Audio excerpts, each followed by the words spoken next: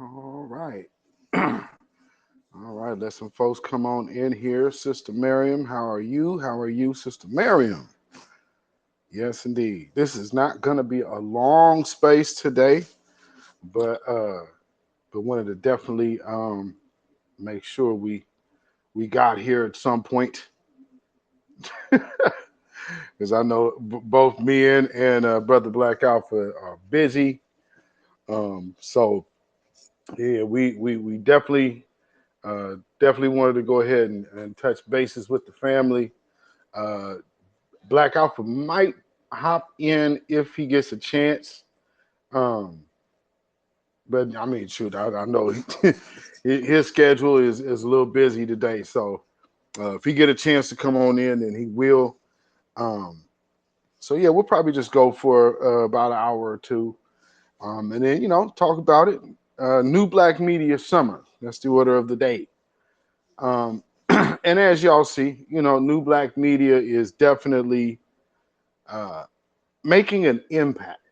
And I think more of an impact than sometimes people tend to realize, uh, when you start seeing things until things fully play out, then that's when people learn, oh, okay, this has more influence than I thought.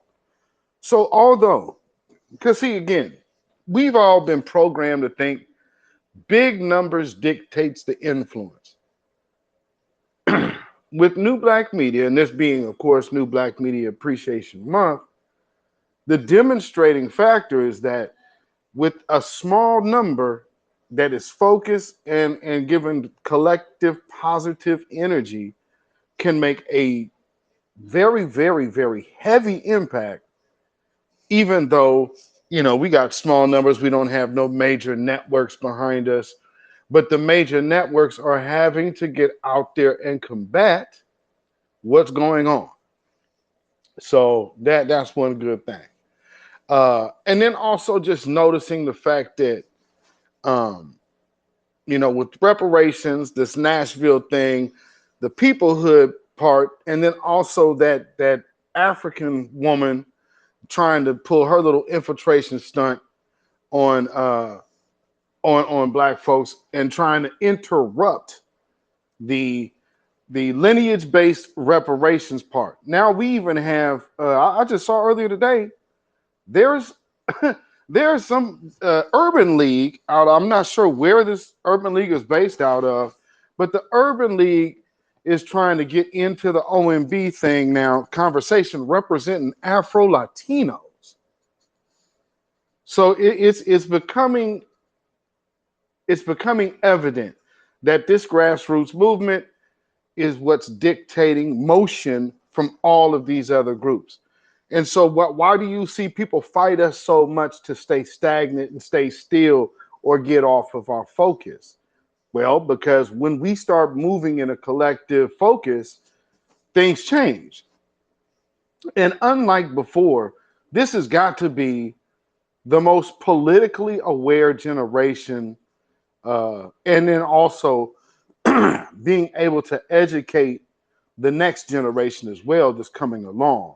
So we have a very solid, I guess, about 67-year span of well educated voters that is going to be coming into existence. So the old vote blue no matter who without any type of tangibles, none of that's going to cut it anymore. So moving into a new space, which again, that is also one of the things we're talking about today, is with New Black Media Summit. And the update that we were laying on y'all today is that due to due to a lot of different schedule changes and picking up extra things, and there's some other things coming down the pike, we will be taking a hiatus from the Certified Truth Twitter Spaces um, until further notice. But one thing that we definitely do want you to do is make sure that you follow our channels. Make sure you go follow us on YouTube, because that is where you're going to be getting all of our content. Also, be on lookout for because I didn't even realize the timing of it. But it is due. We're due for another New Black Media mashup. So for those of you who were tuned in to my channel last year for New Black Media Appreciation Month, I wanted to start a New Black Media roundtable session, and we started it then, and then we actually we made the ran the gambit of all of our platforms. So that would be myself, Afro Elite, Black Alpha, Kid Gravity, and Torian Rain Reloaded. And so all of us have now hosted one of our mashups, and I guess it is due. We're right back to where we started in New Black Media Appreciation Month. So be on the lookout on my YouTube channel for this year's this year's New Black Media Appreciation Month mashup. So I think we even had Sister ZZ come through. I mean, we had a nice, good mashup. If you guys have not caught our mashups, you're missing out. So make sure that you guys go subscribe on YouTube to my channel, Bzilla PDX Official, and also Black Alpha Network, and also Afro Elite, Torian Rain Reloaded, and Kid Gravity Beyond, and also our good brother Dwan B. And shout out to Crew Reality. Crew Reality, man, you dropped a nice little heater out there, brother. So yeah, shout out to that brother, dropping some good FBA music, and it was smooth, and I dug the rhymes, and it sounded fresh. It sounded fresh, brother. So I dug it. I definitely dig it, man. It's smooth but hard hitting. Shout out, brother Sage. Got another one of our good artists in here that I believe is about to drop some more music on you. So you already know how this brother gets down. Matter of fact, we might have to go ahead and add this brother to the mashup this year. Because man, brother Sage, okay, right on. I got you, brother. You know, you've been seeing him a lot more on our brothers' channels. So again, shout out to brother Sage, man, and thank you for being, definitely a contributing factor to this movement. And it's a lot of things that go into just, man. It ain't easy. It ain't easy advocating for our folks sometimes. So just know that we are trying to really build something positive and strong for all of y'all. And with this little hiatus that we're gonna take, I think you guys definitely enjoy what you will be seeing after that. So, matter of fact, if my brother show up, I would let him tell you, but I'm not sure what his time is gonna be. So I'll let y'all know. Be on the lookout for like more shorter like commentary videos from the brother Black Alpha, because he does his Alpha Cast, so he'll still be having an Alpha Cast, but be on the lookout for more content coming from his channel as well. So just making sure that we concentrate our efforts and into building this vanguard as we do, and like I said, as things grow, other opportunities arise, because Cat's got other business ventures outside of this. You know what I'm saying? So sometimes you just got to go. Got to go get that money for this season now. And hey man, this is how it is. But at the same time, still staying connected with the family. We ain't going nowhere. You just will have to catch us on our YouTube channels. But I'm sure you'll see us here and there sporadically. It just won't be like like you will not be able to expect a every week space from us. So it'll be way more sporadic. But you never know. You never know. Just stay tuned. Trust me, we understand we would have to advertise it if we're going to throw up a space. So trust us. You guys will just stay tuned to our pages, and you guys will know what's going on. Now, with that being said, getting back to the topic of the reparations, Nashville, and peoplehood conversation. Um, I want everybody just to like make sure you take a analytical view of everything that's going on because we are up against a ferocious beast. And when we are dealing with this type of situation, they have every resource available to protect their interests. As of recent, you see these kids in Nashville. Now, you want to know why they got reinstated so fast? Do you want to know why they got reinstated so fast? Because they knew immediately that we were not going to bite. They already, man, come on now. Why do you think you seen everybody go out there? You got families of the deceased out there. Kamala Harris is like, oh, yeah, yeah, yeah. I'll get to y'all later. Let me go run to these politicians' aid real quick. And then you got the brother out there with his afro on, which some people suspect is a wig. I mean, because it almost looks like he's wearing a microphone on top of his head. But, you're seeing him. And we early on Sunday morning, we gonna be in the resurrection. Oh Lord, it's divine. Okay, and so now we're in the we in the planned resurrection, I guess. Like he like the Easter morning service when these churches be having Jesus suspended from the ceiling. Are you doing all the theatrics? He's like this dude up here, like Afro Jesus Christ superstar. It's like, come on, brother. You doing too much. You doing way too much, fam. And when you have something so blatant, like he's doing the whole I have a dream, and on this floor, justice will be served one way or another. We shall overcome. Oh my Lord. Oh my Lord. And y'all thought we was gonna bite on that just because they was young and black? Now, does that not say that these people think of you as a second rate understanding? I mean, because good Lord, if nothing else, just tell us you're going to do something and for us, or just make it about something. But nah, we didn't get that. But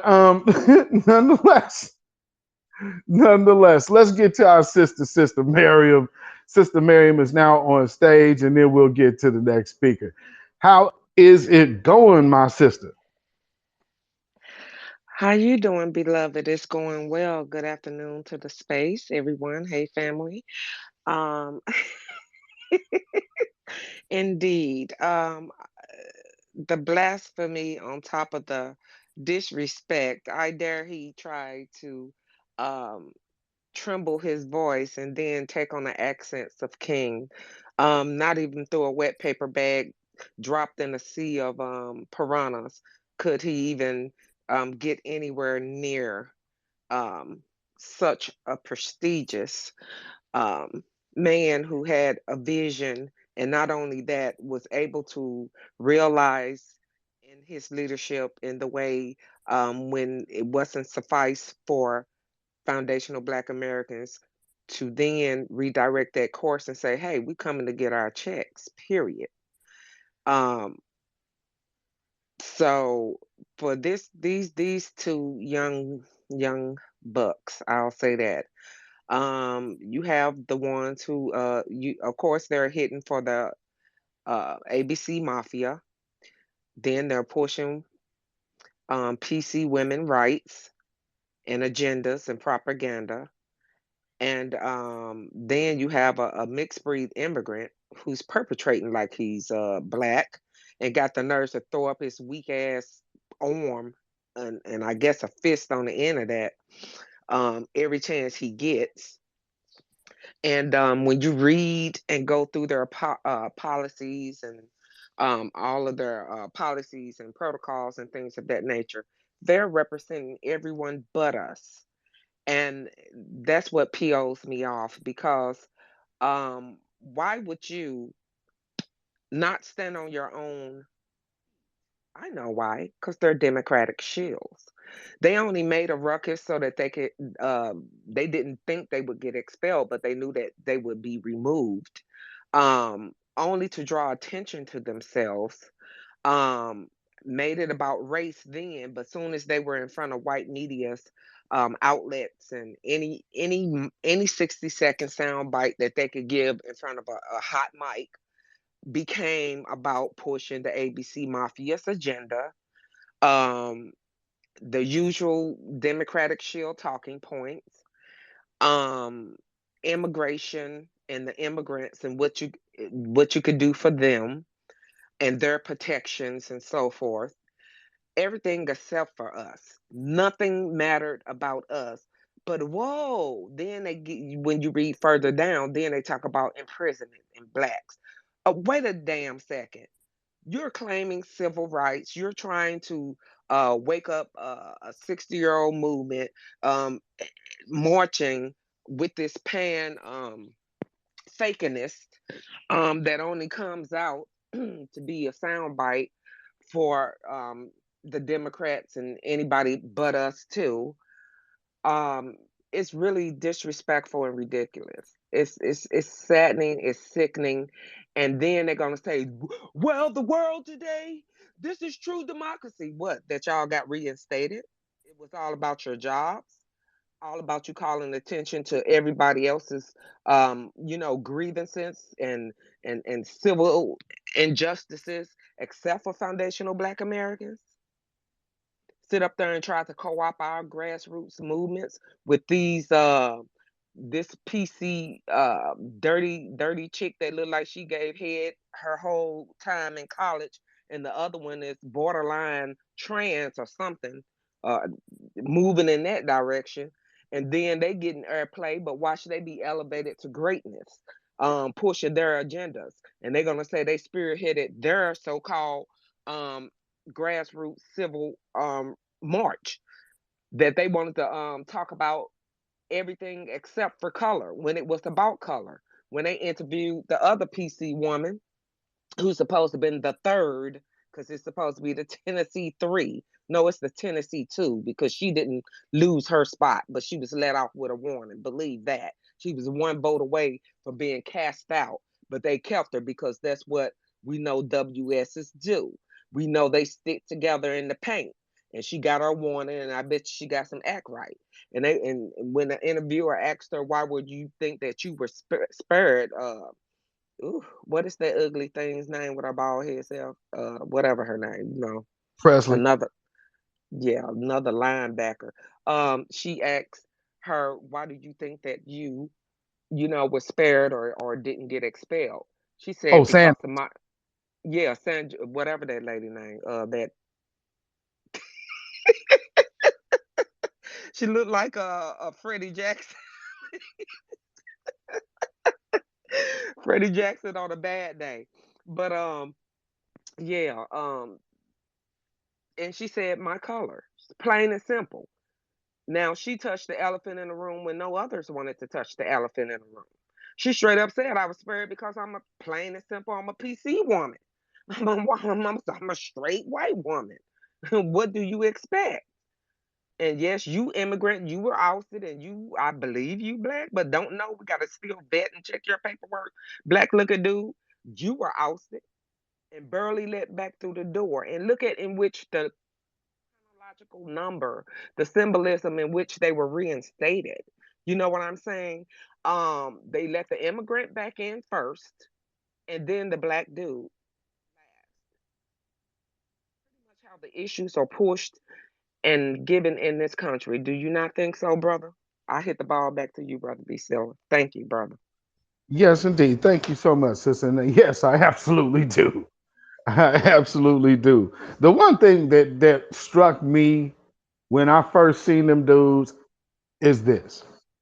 Number one, understanding the political process and how these grooming systems work. and the way that they were talking, the way they were dressed. And I peeped out quite a bit of it. If y'all remember, I don't know if y'all caught the whole thing on the floor when they first got when they were talking about expelling him, and the dude with the ponytail was doing his little spiel. Did did anything about his speech feel, or even his demeanor on the podium, did any of that just kind of rub y'all Marcel Dixon-ish? Or is it just me? I'm like, if I didn't know better, it almost looked like somebody was going for a certain appearance and going for coming off in a certain way. And remember, these are little young black politicians that, truth be told, have no relationship with the black communities, most definitely the grassroots. These are groomed individuals. We know, that's the Jack and Jill system, the immigrants acceptance quota.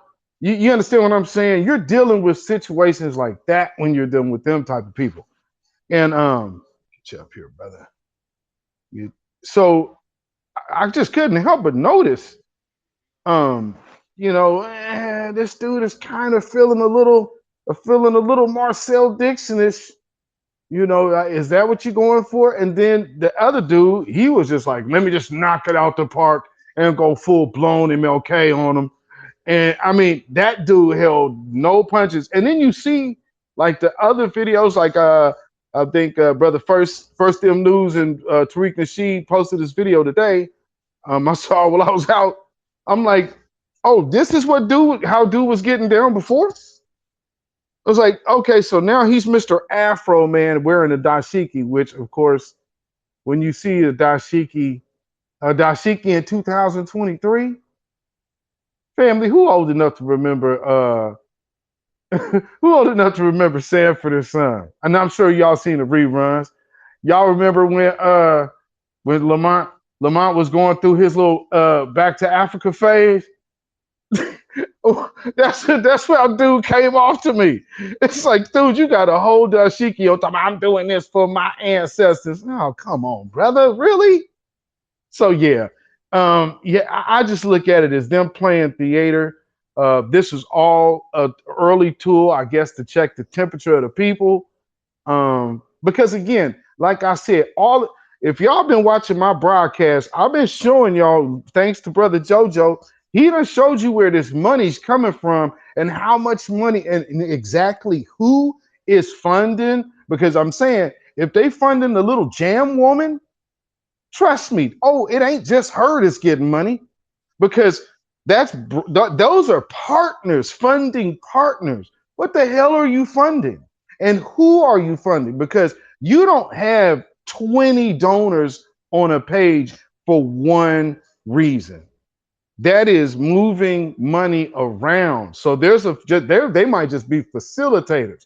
And so you got the CARICOM situation going on, which CARICOM is, if you don't know, they're still trying to tie themselves into our claim here as well. So if you're unaware of that.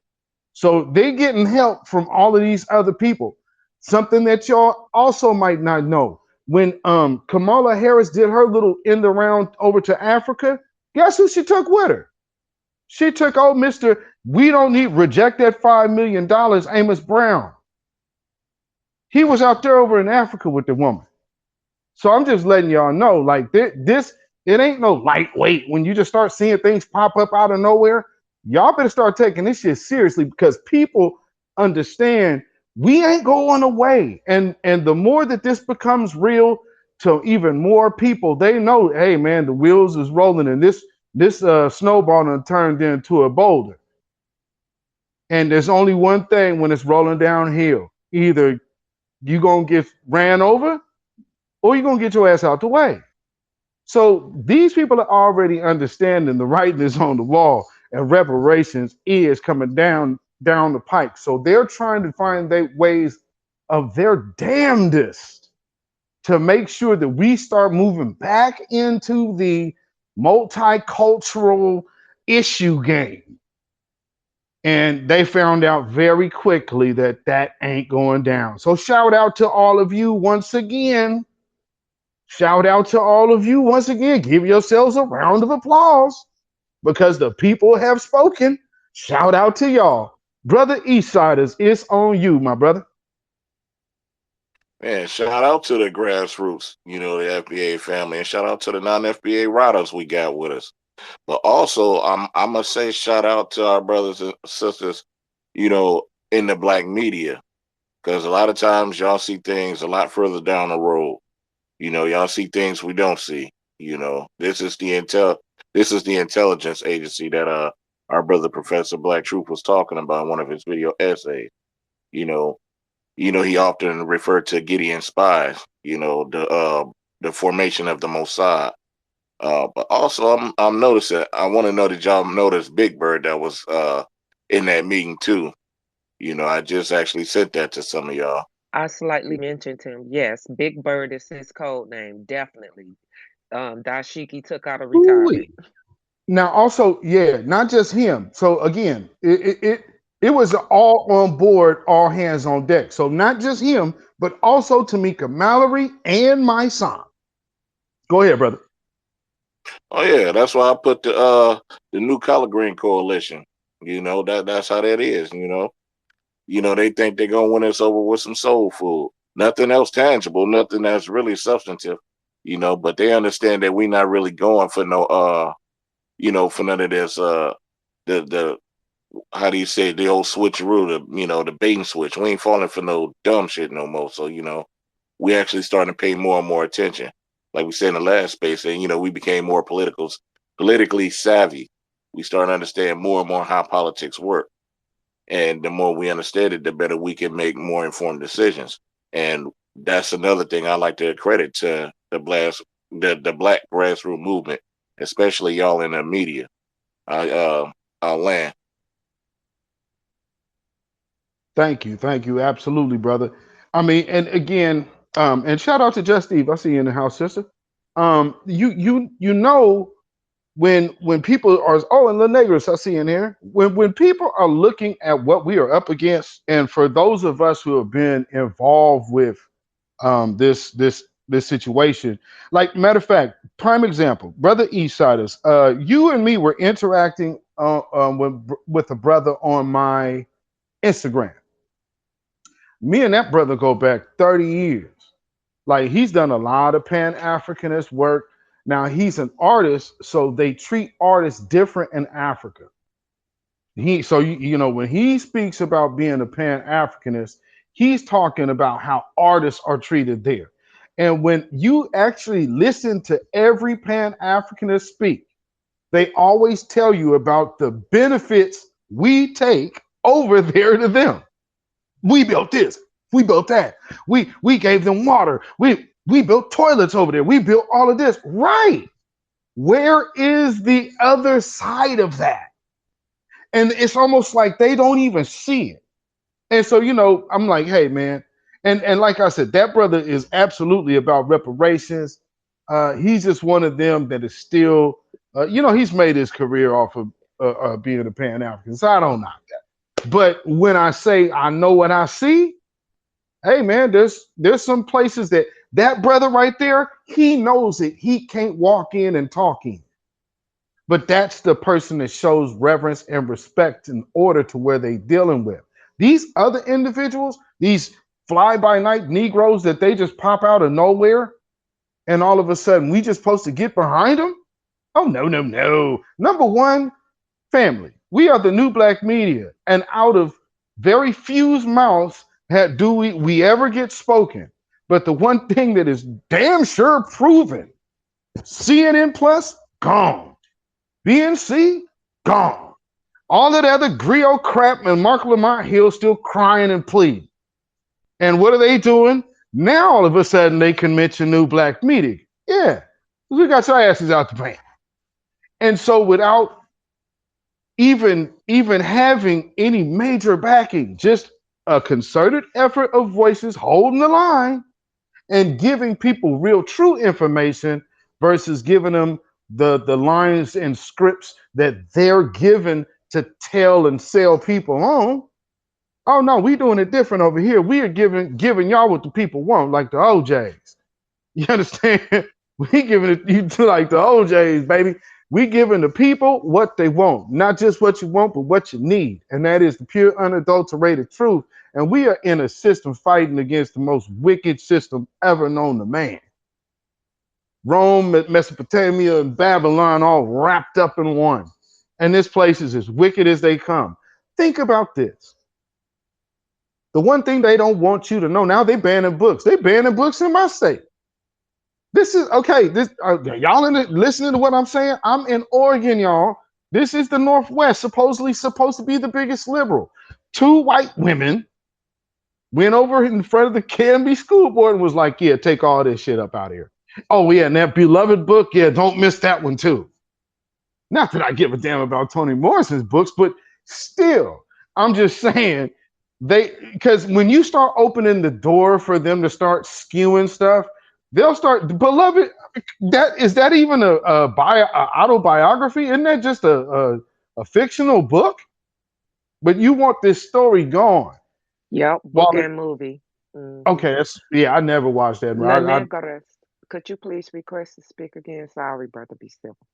Oh yeah, yes indeed. And just looking at all of those whack. I mean, because you see how folks is presented in those movies, going with the status quo. I'm not with any of that. And so when we are looking at these people out here changing the history books out here, like and mind you, Portland, Oregon actually had its African curriculum authored by Dr. John Heinrich Clark. We didn't get no information from a slouch out here. They went and got the best, and that's how we was getting educated. So the way that our stuff is set up, oh, these white folks are trying to dismantle it. What do we do now? We represent our elder scholars, and our elder scholars at the time when nobody was paying attention to them was able to kind of sneak behind the scenes and in the trenches making major moves of educating young black folks. And hey, here we are today. So yes, again, shout out to our elder, Dr. John Howard Clark, which penned our whole African American studies out here, and we had buku information out here, unlike a lot of places. Yeah, but we have to because we ain't that many. Brother Eastsiders, it's on you. Oh, I wanted to see if the co-host wanted to say something before I chimed in.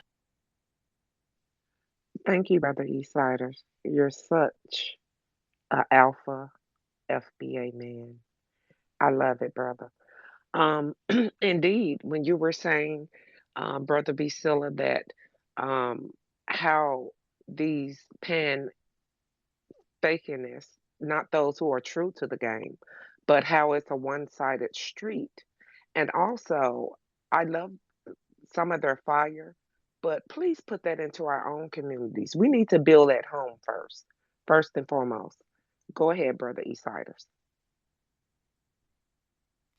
I was gonna say also keep in mind these people watch and listen to our new black media. You know, they use the talking points. We can see what they use in talking our talking points, especially places that seem to have no apparent connection or anything of that nature. You know, I sit there and I listen to some of these videos, and these people got other different topics that ain't got nothing to do with what we talking about on a service. But you start hearing them using words like tangibles, and they talk about reparations, concerning other countries, and you know, how do I say, rectifying these situations in terms of the conflict, you know, and just seeing that just make and hearing them like these people are really just doing that. They had I'm trying to find the name of that one movie, but it's supposed to be kind of like the same thing our brother Tariq was doing with the Hidden Colors, but they call it Hidden something else. It wasn't Hidden Figures. We already know about that one, but it's a new one, that they was trying to work on. But anyway,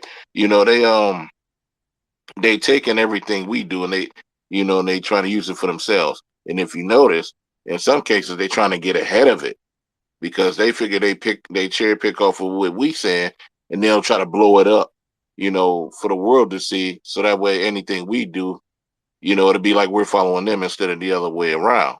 Look at how they did with the reparations rally, and I'll land there. And Go ahead, sissy. Go ahead. indeed, brother Eastsider, I swear you hit the nail right on the head. That is exactly what they do. And they use tell lies to your vision to do it. They do other 60-second sound bites, like I said, wherever a hot mic is, and they try to not only infiltrate and co-opt our grassroots movements, they often try to put propaganda out there ahead so that they could try to steer our movement and co-opt it that way. And hence, you have the two PC colored chicks that was getting, doing the interview.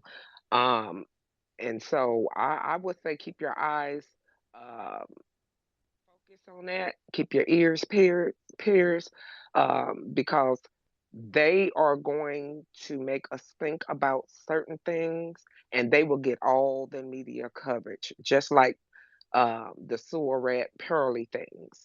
Indeed, we know how they move, and this is how we check them. Big facts, sis. Big facts. And we have to check it, man. I think a lot of people learned with the pearly things that was also another big sign for a lot of people that things are changing. And the white woman magic luster is gone. Like a few months ago, do you know they were trying to sell people on this idea of the heroin body coming back? I'm like, that's really what y'all calling that? So basically the average white woman, skinny white girl figure, they're calling that the heroin addict look. I'm like, why would you want to go for a junkie look? Hell, come to Oregon. Oregon is the second state in opioid use. Now, mind you, what Remember that say? Tweety? Remember Tweety? Remember, they usually like their women, their PC women, to look like drugged out, flat chested, no bottom boys. Anyway, Well, out here you get them on all sizes. They'll just be flat and fat. But And you lucky welcome. to be number two, brother B. We number one in Ohio. Yeah. Y'all number one and we are number two. But see, the thing out now, Ohio, y'all got way more black folk. Y'all got way more black folks in Ohio than we do in Oregon. So like y'all got multiple black areas. We got Portland. You understand? The rest, so that tells you the true nature. I should just that's one thing. If you just look at some of the things that people do, like driving down the street, and they'll be walking down the street in Portland.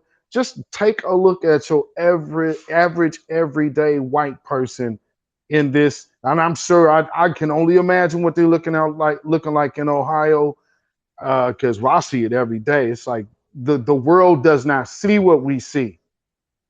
And that's why I'm like, man, if y'all ever be looking at yourself as y'all to be thought of as less than these people, man, y'all out your damn mind. And I mean, just living here, man, don't you ever let nobody tell you that shit. Seeing what we see, hell no, don't you let nobody tell you that. the freaks come out all times of the day. The freaks come out all times. The freaks come out. The freaks come out. And you know what they say this, keep Portland weird, and that it is, and high. But with that being said, um, again, just wanted to now that I got more people in the room, just letting y'all know that this update today is that number one, be on the lookout for a mashup with my brothers on my YouTube channel, New Black Media Appreciation Month uh, mashup. So I did the first one last year on my channel, and we have done the mashups on every body's channel. We did Afro, Black Alpha, Toy and Rain Reloaded, Kid Gravity, Beyond, and then myself. And so now we're coming back for another one this year. So we're gonna knock that one out. Be on the lookout for that. But also letting everybody know that the Certified Truth will be on a hiatus until further notice. So make sure that you go to YouTube and follow our channels. Make sure you go follow my channel, Beatzilla PDX Official, and make sure you go follow my brother's channel, Black Alpha Network, on YouTube. Also, make sure to go follow our brothers, Afro Elite, Toy and Rain Reloaded, Kid Gravity Beyond, and Brother Dwan B, who I believe just wrapped up his live. And again, and shout out to Brother Sage and others. Oh, and Just Steve, matter of fact, the Pick Me podcast, they got a YouTube channel.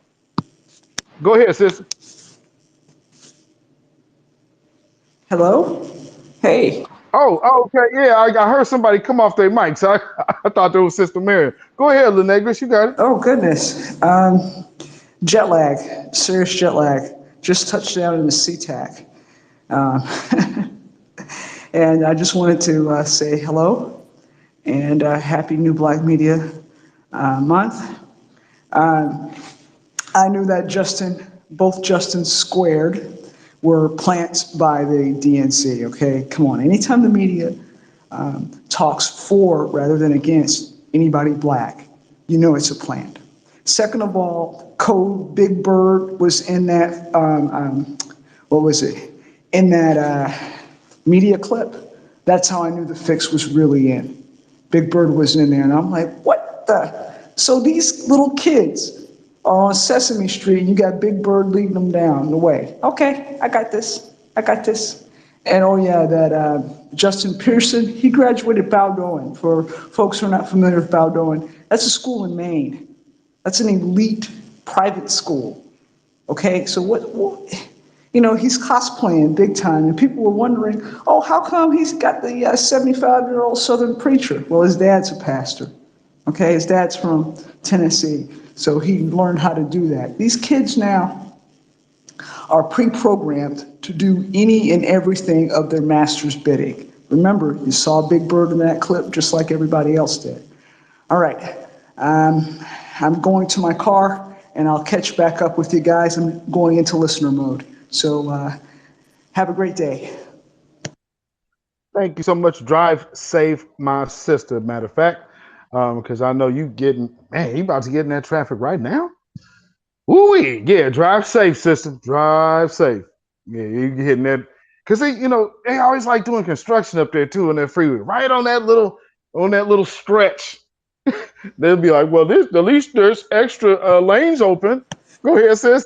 Oh, well, I have somebody else driving me because I just got back in from Johannesburg. So I am swamped. I am done. So I have a driver who's driving me all the way home. I don't get on that light rail because freaks come out at night. Well, it's Seattle. Freaks come out all day, all night. And then on top of that, I just don't trust people on the highway because we've got roid rage people on I-5 or I-90. I have to take 90, and they call it cocaine highway for a reason. All right? Most of the DUIs are not for drinking and driving. It's because people are driving that train high on cocaine, and it's really bad. So I get a driver, hire out a person, and I'm safer that way. Plus, I don't have to worry about getting a ticket driving while black. Enough said. I know that's right, sister. I know that's right. And I mean, that's something that we will do often out this way, because you gotta know how to navigate. Because you definitely can find an interview for nothing out this way. But and one thing, that's why we lost a lot of police in this town, because they were crying on how they couldn't police the black community, so they started taking away the traffic stops over nothing. So it had to be like a real serious infraction for people to pull over. Do you know these police quit?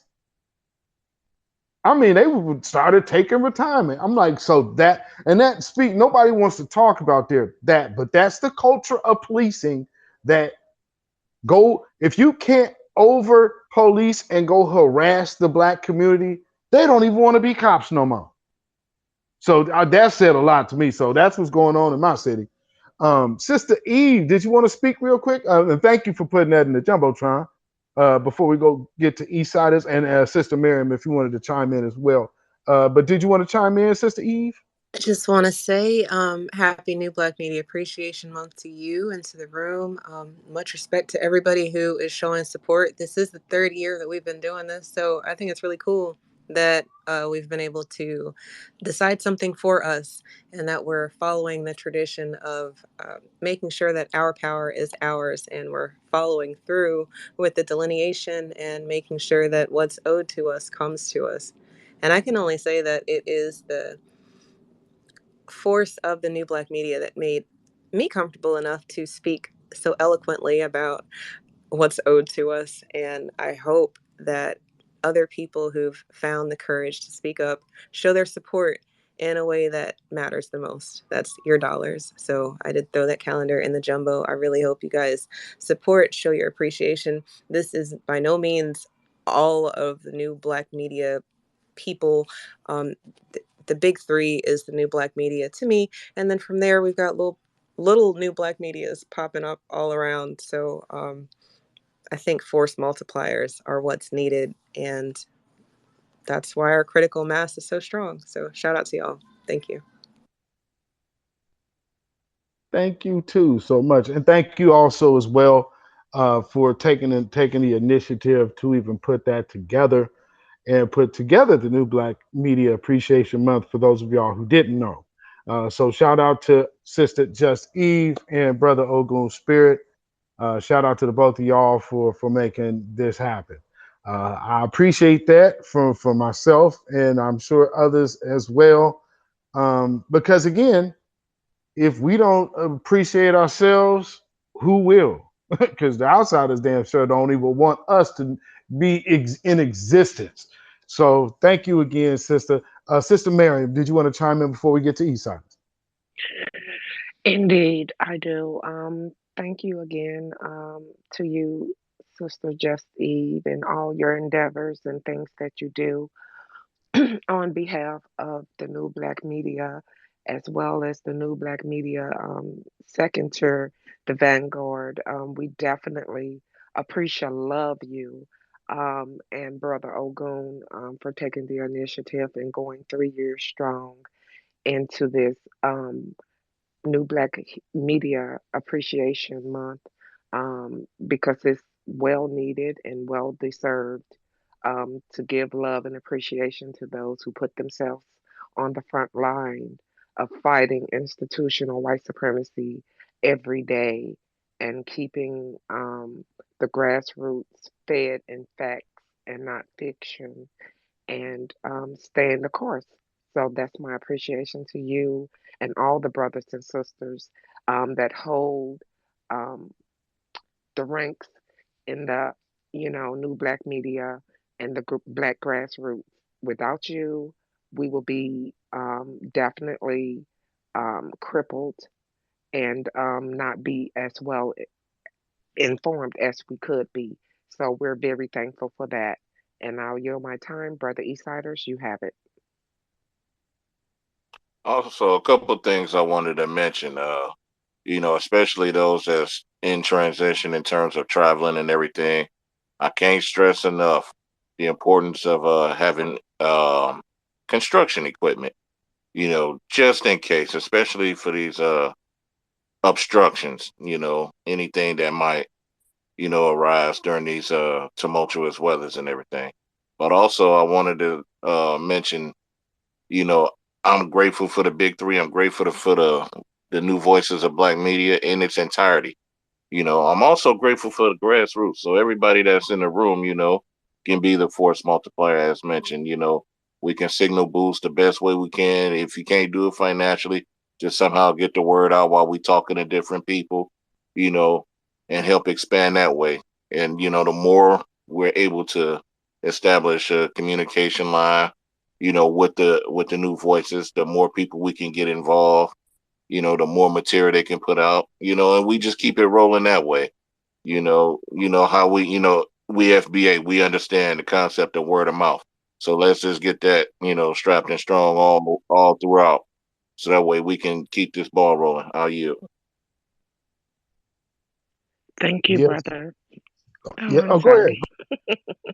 Thank you, Brother Eastsiders, for that. Always right on time, on cue with the necessary Gorton tools, as our um, brother and master teacher, Professor Black Truth, always push forward.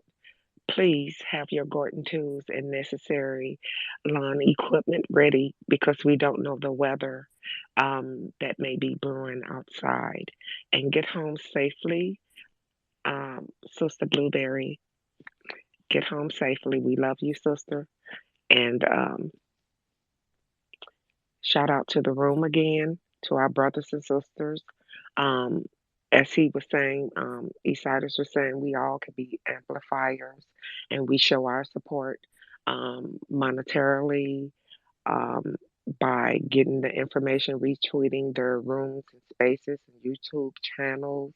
And they look forward to us being together. It's a family reunion, keeping each other informed and abreast of things that are current and going on with us as a people, as our lineage. We have to be the gatekeepers and we have to be the ones who protect that and who also enforce that by being codified and being mindful and respectful of those who put their, um, I would say, put their necks out on um, the floor or out here in public on a daily basis.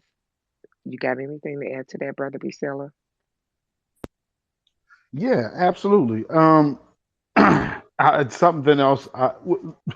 With what we do here, with all of the grassroots and the voices of New Black Media, is we're establishing a message, and the core message is us, us over everything, and at this moment, reparations over everything. And so it's we are now having, um, how do I say, we are now having a voice of establishing our position versus always having the shills or the bought and paid for Negroes go out there and smokescreen our agenda. Prime example. Remember when Joe Biden got voted into office and they had Jim Clyburn on the news and they interviewing this dude. They saying, well, and the way they set this question up is how they know what they're doing. So, hey, black people are pretty much responsible for getting Joe Biden in office. So what does the black community expect from Joe Biden? Well, I don't want nothing. It's like, what? You don't want nothing. Every other group in this country has their hand out for something. Here is a so-called black representative that is literally asking for nothing. And so, getting into the topic of this discussion for reparations and the Nashville and the peoplehood situation. Well, when I look at the peoplehood thing, you always want to see where the different connections with that and where that goes. And for me, one of the biggest red flags to where I see peoplehood's affiliation is with the little hat people. They're actually probably the first people that I've seen and the biggest proponents of peoplehood. Now, why is that an issue? Well, look at how other people were reclassified and renamed in this country. That's not typically a well-known trait of the average Anglo-Saxon. Anglo-Saxons were not necessarily known for being the biggest, well, we got to change your name. No, no, no, no.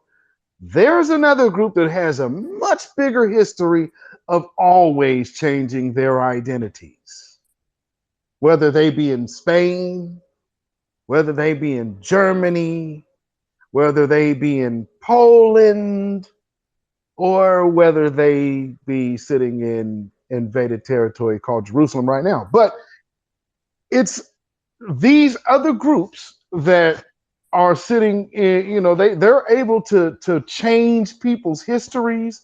They have enough money to change people's history books and also change your name. So now when we are back into the renaming ourselves, these folks, they're starting to put their little bought and paid for Negroes to work. And we've seen a big theatrical boom from the Jam Woman. I mean, does this make any sense, family? That they are extending the OMB? They keep pushing out the deadline and pushing out the deadline. Why? Because something is happening, something is changing, and they are recognizing it's being done. And it ain't from the old garb of Negroes. It definitely isn't from the Congressional Black Caucus.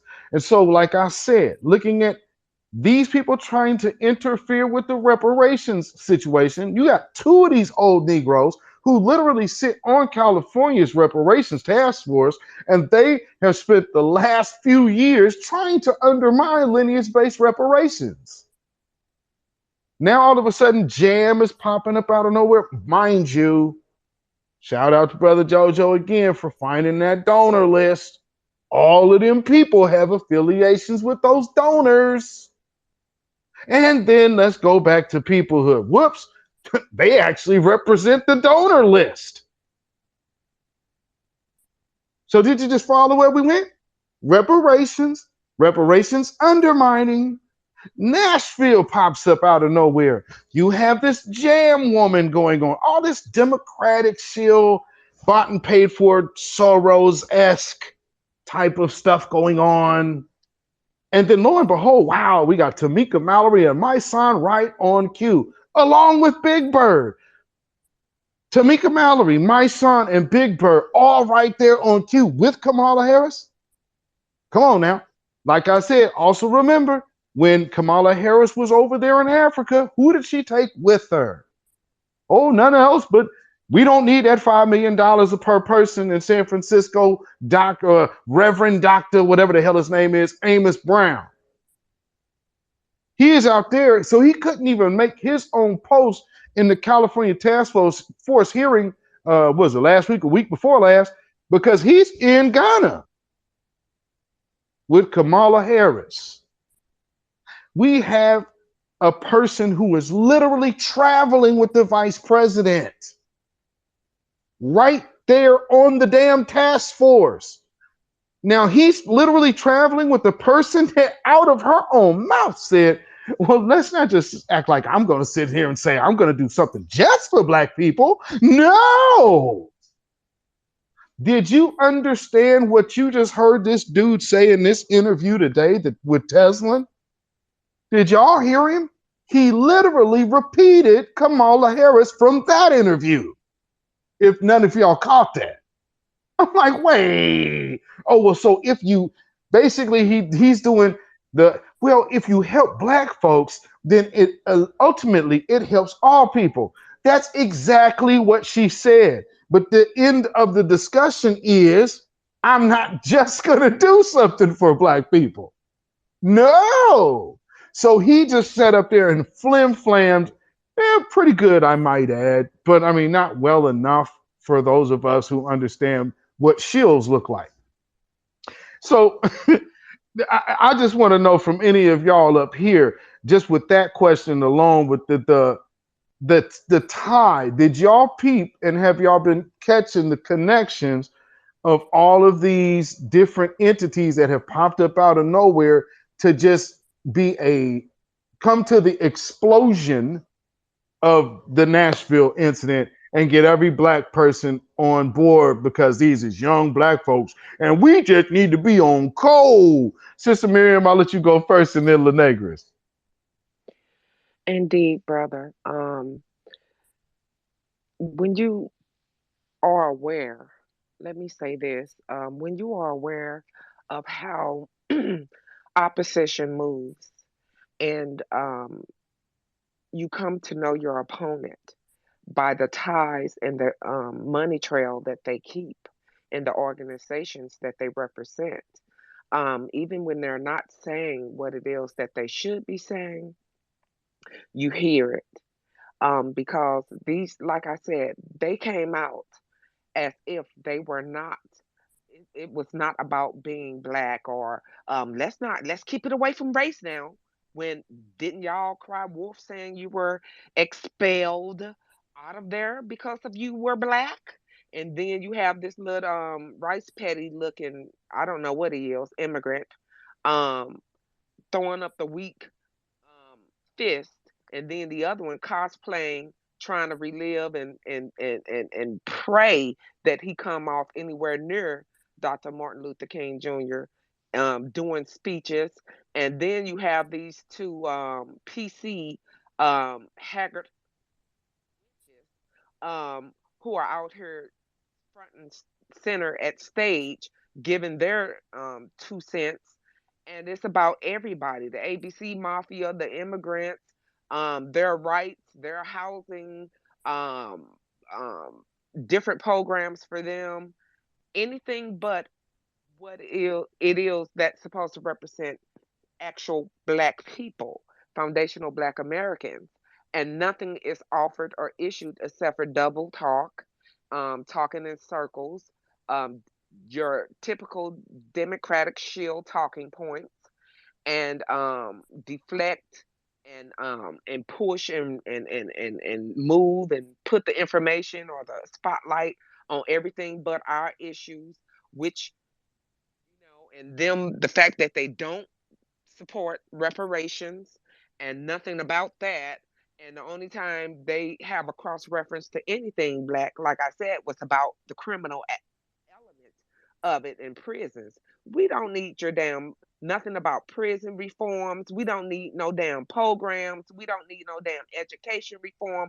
We don't need anything. In the words of Dr. Martin Luther King, we're coming to get our checks. In the word of New Black Media, cut the check. Reparations right this minute, right now, not yesterday, not 20 years ago, none of that. Right now, give us our money, period, point blank. And we're tired of these shields trying to come in and squiggle and represent us when they do not represent us or speak for us at all. And I'll yield my time. If you don't have anything further to add to that, Brother B. Silla, we could go to Sister Blueberry. Sorry, sis. Go ahead, sister. You got it, Lenegas. Hi, okay, La Negras, that means black woman, blueberry. So why don't we just say blackberry, all right? Yes. So that'll be my new handle now. Blackberry, come on down. No, all joking aside, the new black media has put the heat directly on the actors, okay? The main actors, you saw the DNC operatives themselves, and the number one DNC operative herself, Kamala Harris. If you haven't read, or I'll find the article, the SF NAACP has turned against that brown anus guy, Amos Brown. Okay, I'm going to put some of their church business out in the street. They're voting on having him not only step down from his current position as president of the NAACP, but they're thinking about having him step down from his senior pastoral duties and just have him as just a regular pastor. That's just tell. I haven't heard any confirmation yet. I'll get on the phone and call my brother and his wife, because his wife is a lifelong member of that church, and see which direction things are going over there. This is nothing but the California syndicate, California machinery that hasn't come through at the national level. Okay, you got the simps within the Democrat Party in California when that California Reparation Task Force basically imploded and they threw it back to the California state legislature. Now people can see who the snakes really are and what they've done. And Cobra can't hide. Narc can't hide. Friedman, Fraudman, and that ADO showdown, we now see what's really going on. They have fractured, they have scattered. Now they've got to get the young children. I mean, if you're 25 to 28 years old, which is the same age group as my daughter, you're a kid to me. But think about it. Both Justins are too young to understand why the black media does what it does. They haven't been around the realities because they're that generation of young adults. Sorry to say this for the 25 to 28-year-olds who are listening, but you guys have been spoon-fed so much.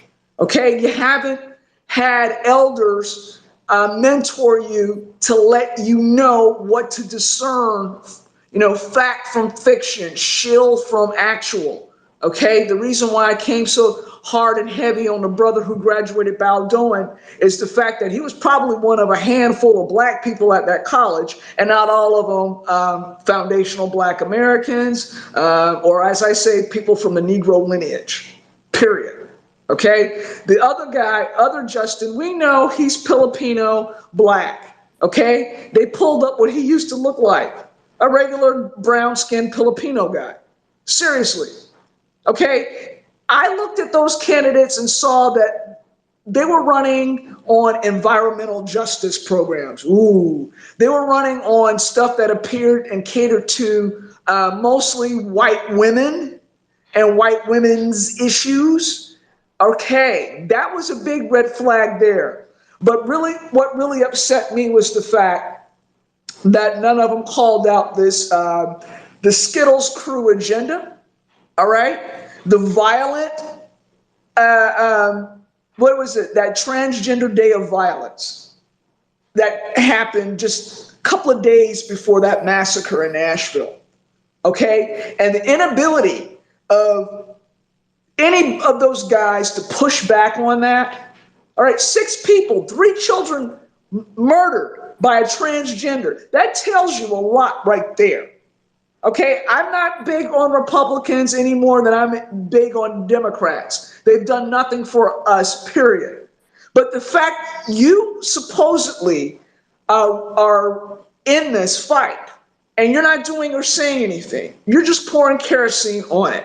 And then on top of that, if you watch the interview, another black media person did, sorry, Beatzilla, for doing this, but Teslin Figaro, she interviewed Justin Pearson, and she basically fried his chicken. Okay, pull that up because the actual representative, Tennessee state representative over Nashville, he wasn't there at the expulsion, nor has he been present. So that tells you in and of itself that the Democrats propped up these 2 guys. The Democrats are using them to fulfill their agenda. And I'm just going to put it out here. The Democrats will lose in 2024. Okay? If they get Gavin out there, great for Gavin. That'll look good on his resume. But as far as rank and file voters, like folks in this space right here, we are all on code. And that's what I'll leave it as.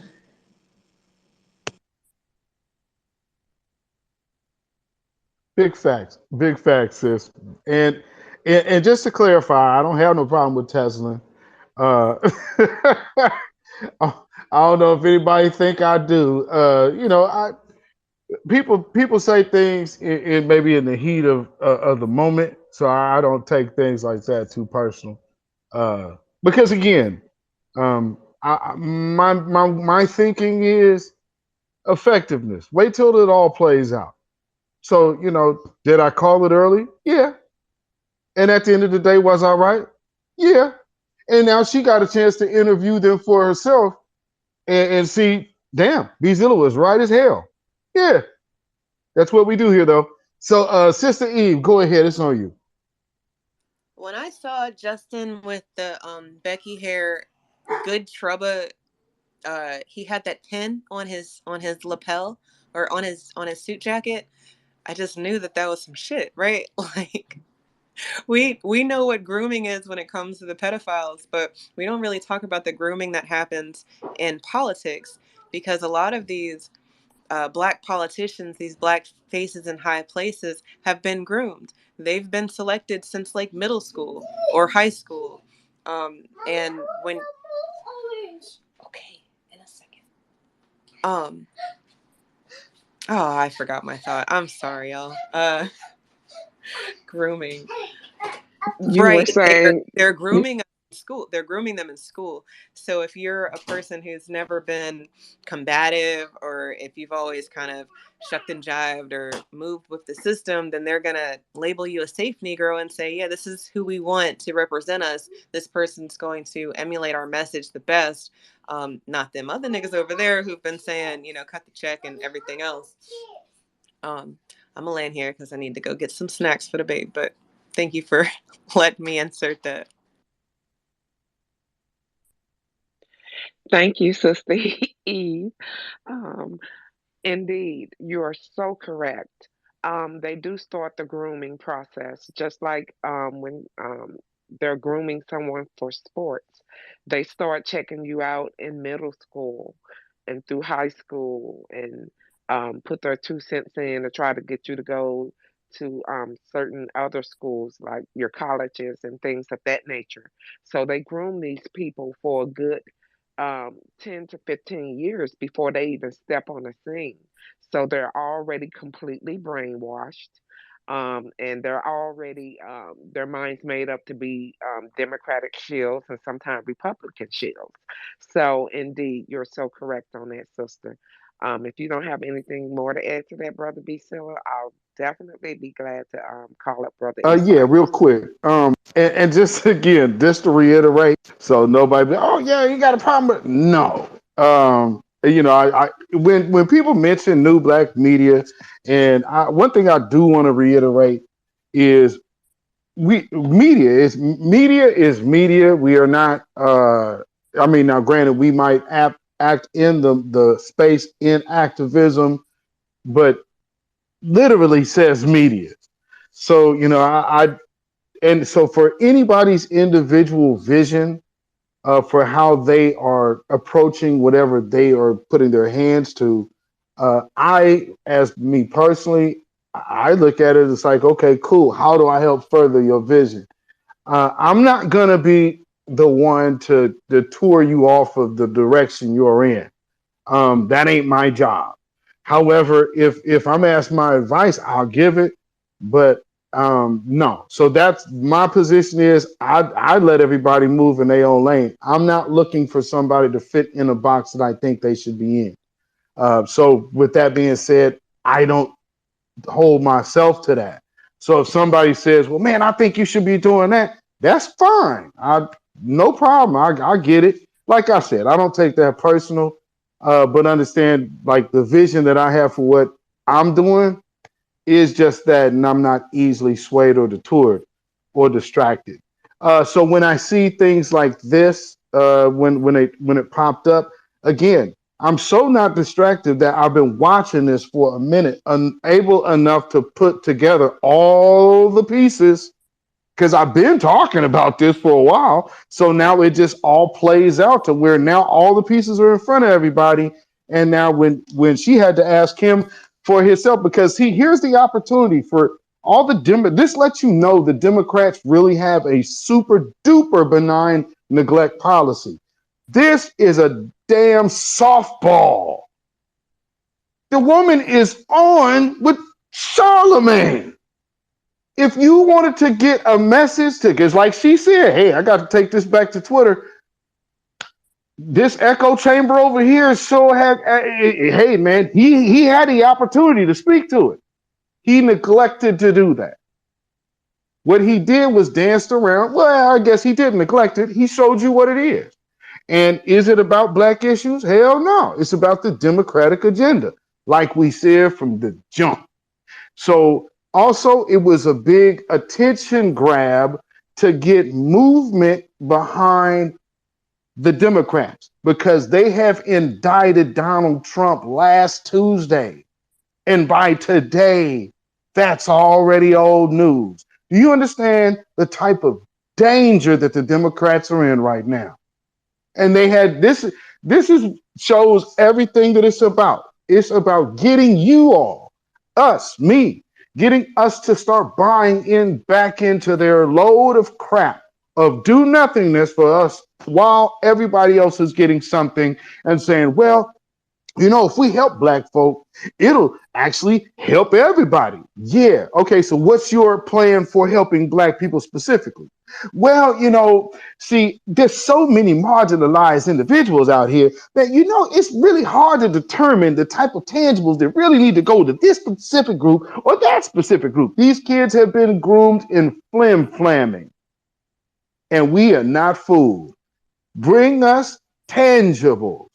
Don't bring us lines, fantastical lines of and do this and do that. What you need to do, no. If I'm watching my border get flooded and my cities get flooded and all of this money forever in a day going out of the window, I don't want to hear about I need to get a politician. No, the hell I don't.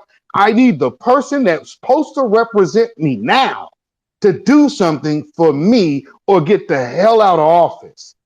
Y'all understand what we saying? So this whole, what's going to be better? I'll tell you, us. And if they're not willing to get down with us, they can kick rocks. What I'm saying? Go ahead, Eastsiders, you got it. I was gonna say if they need more proof of this grooming thing, look at the linebacker back in high school under the Clinton administration.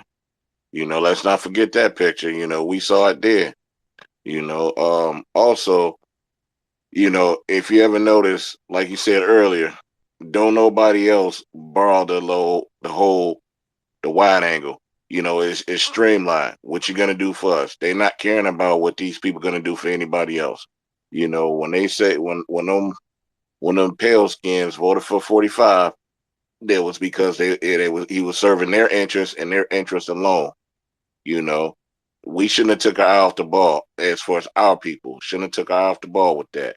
We got scared. Our people got scared and went another way with it. But the point I'm making is no matter who comes in this country or this establishment, whatever, you know, when they voting strictly for their interests and they're getting them met. They're not wavering. They're not taking the okie doke. They're not gonna sit there and let them water down nothing or do this all inclusive thing. You know, they do backdoor deals. They do whatever they got to do to get their interests met. And I suggest we do the same. I'll land. Thank you, brother. And I totally agree. We already seen the ways of the shields. We see the connections of the shields and we see the line of it.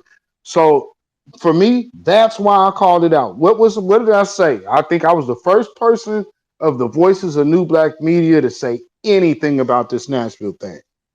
And all I said was I could care if they actually had black policies, meaning I already went and researched these Negroes. And nope, done deal. Smell the shit already. Yeah, pull the plug on that. No, we're not moving on that, fam. And so, you know, I seen that there was a few people who had took issue with what I said. But at the end of the day, I think the proof is in the pudding today. You know, the proof is in the pudding today. So keeping the one thing and focus that matters is making sure we identify ops at all times. And so when we identify ops and infiltrators, let us identify the ops and infiltrators because sometimes, hey, man, the brothers just do know what we talking about. I'm just saying. Sister Miriam, did you want to say something before we get to Brother Sage? Indeed. You guys do your research. You definitely don't come to the table and put forth information before you have did the research, and you're constantly getting information to you or gathering on the back channel. So respect and appreciate all that you all do because we overstand in the black grassroots, especially those of us who are fighting and on the front line for reparations and other things concerning our lineage. We know that we have to be the gatekeepers as to where others who are in um, political eye or dealing with political fields cannot be as boisterous. And that's understood because you have to move a certain way. But we still know your intent. We still know your heart because you're on code. So we don't expect for them to take certain leads on certain things. But those of us who uh, do, and those of us who know our black um, black vanguards of the new black media, we know already that you're coming um, with the Gorton tools fully charged. So I'll yield my time with that. Brother Sage, you got it. Peace to the family, real quick, because I'm out walking my little dog, my little pup. I do want to say this. I feel like that was a softball question that was thrown at him from Sister Says. I think she did a great job by putting him on the spot and ending his whole career before he got started. If you're going to be asked a softball question and you're going to babble about, well, what black people really need is, we don't need to hear that. And the second thing is, I'm tired of hearing, oh, what will help black people will help all people. If you guys don't remember, that's the same bullshit Kamala Harris said. So again, if we're going to fall for the same thing that we fell for 3 years ago, then we're not progressing as a people. There are policies that can be put forward that can specifically help people of a specific lineage, okay? Because we didn't benefit from any of those hate crime bills that happened with Asians. We didn't benefit from any of those hate crime bills that happened with Jewish people. We don't benefit from any of that, especially people in New York like me. Shout out to my big bro. I see you in the listening section. We don't benefit from any of that up here in New York. So again, stop letting these people tell you that, what will help black people will help everybody. No, what will help black people, specifically foundational black Americans, will help specifically foundational black Americans. We need to charge these things on lineage, and that's all. All that other, including everybody in, all that all lives matter shit, we're not down with. If you want to get our vote and you want to, and you want to pander to the black vote, you're gonna have to do things specifically for black people. If you're not gonna do that, then you're not gonna get our vote. It's that simple. And with that, I'm gonna yield the mic. Peace to the family. Shout out, Brother Sage. Shout out, Brother Sage. And one thing I'm glad that she made sure to do. Shout out Tesla, because what she did do is say, hey, I got to take this back to these folks out here on Twitter. I want y'all to recognize. I understand when people say, oh, well, Twitter's an echo chamber. No, it is not. Twitter is a portal. You better know, again, being one of the people that worked on this entire system back in the 90s, no, this ain't no damn echo chamber. This is a portal. That's what they built it to be. It's literally called webs. And everything that we use is a window on it. So you're in and you're operating in portals and through portals. You understand? So yes, this is what is Facebook? Facebook is Greek for the mind. That's what the line is giving you. So you're going to go in there and say, hey, Facebook, what's the question? What's on your mind? And then come on with it, brother B. Silla. Hit it now. Hit that hard raw truth. You done went metaphysical. I love it. Well, they put it in your face. And then, with Instagram, you're basically, and all of those other AI things, think of how they have been able to master AI technology right now. Well, you gave them help with the facial recognition with all of them damn filters. All the puppy dog. What do you think all that shit was about? It was all about locking down facial recognition, because to get those apps, you have to be okay with certain things. And as soon as you start putting the filters on your face, the AI system starts digitally mapping out your face. So then you will move into 23andMe, Ancestry.com. The very same people who have a lot of the slave ledgers in their possession, the LDS, they're also the same people who are now in possession of your DNA. Most of y'all probably don't know that. Now, if one was to say, fast forward to what their thinking might be as say a Star Wars type of situation? Well, they have enough for a clone slave force of you. Now, when I tell you that you are talking about when I say we are up against the devil, I mean, think of your most wickedest thought, ramp that up on 10,000, and you still haven't scratched the surface. Understand we are up against the most wicked beings ever. Because this is like, am I not telling you something? Now, in the midst of all of this, made everybody go get this damn thing over a couple years ago. People turning around, dropping dead, and you still can't say it was from that shit. You have now got into communist and communism. That's dictatorship. While sitting up here telling you it's a democracy. Exactly, brother. Made those people sign waivers to in order to get the jab.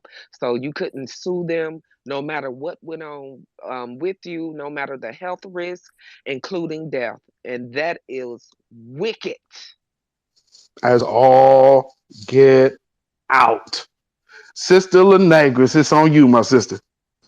Woo! Y'all sound like First Calvary Missionary Baptist Church in Columbus, Mississippi. Or is it 16th Section Missionary Baptist Church, downtown Starkville? I'm talking about my ancestors who forget 16andMe and them LDS devils and demons, please, where Washington State has the 5th highest number of them demons running around. Where I'm going home to, I got to deal with them. Oh, Lord. All right, let's get back on topic here. Talking about the Nashville setup. All right.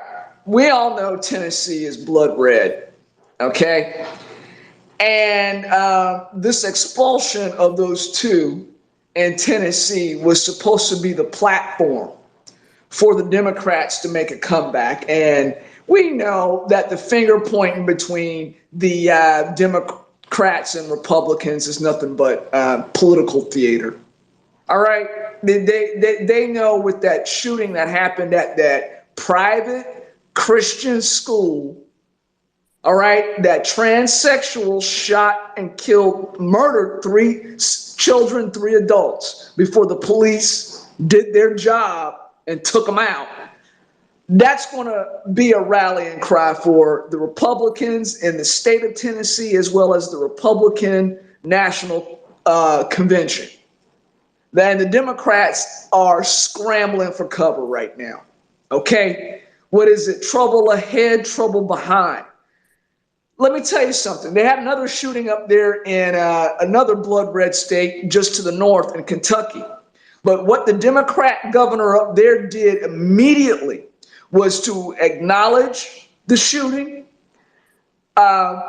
give condolences to all of the family members of the slain, condemn the murder, condemn the shooting, and drop the flags to half staff in Kentucky. And they got Andy Beshear, I think that's the governor of Kentucky. I'm not quite sure. But he knows how to keep his job and how to walk that tightrope. You didn't see any performative stunning in Kentucky. I wonder why. Just, inquiring minds would like to know. And I yield the mic. Ooh, that previous pull-up summer gets some act right in some folks, don't it? Ooh, hey, that pull-up summer got folks. Yeah, and this we condemning the action. Boy, this is terrible, boy. Terrible, terrible, terrible. Yeah, because see, Louisville, oh yeah, they don't want that smoke. No, they've seen enough action. I think they was like, yeah, we gonna just get out here and do the same thing on this one. Let's just make these Negroes happy. And although there's no black folks, one young chick is kind of questionably mixed. She kind of looking like she passing, but for all intents and purposes, majority of everybody that got deleted down there in Louisville is white. And he used to work there. Now, one thing that I wanted to point out is this dude gave a voicemail to someone else. and said that he felt suicidal. Now, one of the reasons why they're going to try to, oh, this was CTE or some shit like that, because again, that is talking to a cultural thing. He was suicidal, so what did he want to go do? Go immediately be homicidal. So it wasn't that he was suicidal first. No, he was homicidal first, and the end result was going to be suicide. So truth be told, he was homicidal the entire time. Can we talk about that cultural issue with these folks? Because, you know, black folks are just inherently violent. And, you know, Chicago this and Chicago that. Hey, what's going on with all of these trans? I put another one up in the Jumbotron. Here's another one that just got with a cache of weapons. It ain't guns. Can somebody talk about this Trans Day of Vengeance that they're doing? And funny that it also coincides with the white supremacist holy month. Wow, look at that. Damn, I would have never suspected that a bunch of trans would align themselves with Nazis. What do they have in common? Oh, that's right. They all white. Damn, how did I miss that? Ain't that something? I mean, they literally all white. So maybe it's not about them being a minority. No, they just a degenerate majority. Maybe I'm wrong. What you think, Brother Eastsiders? You got it, brother. I think you are absolutely correct. See, I was down there during the 2020 uprising in Louisville, Kentucky. You know, so I know they had to get some act right. Your boy, I'm gonna call him King Kong for the, you know, a lack of a better term. You know, we know who that AG is down there. You know, he pussyfooted around until he got outed, you know, by the grand jury. You know, and this is something I mentioned on our last space about this being their month. You know, I mean, every month is ours, but we're gonna go with August on this one, y'all know. If you know, you know. But you know, that's one of them things that was spoke about then, because, you know, they using this.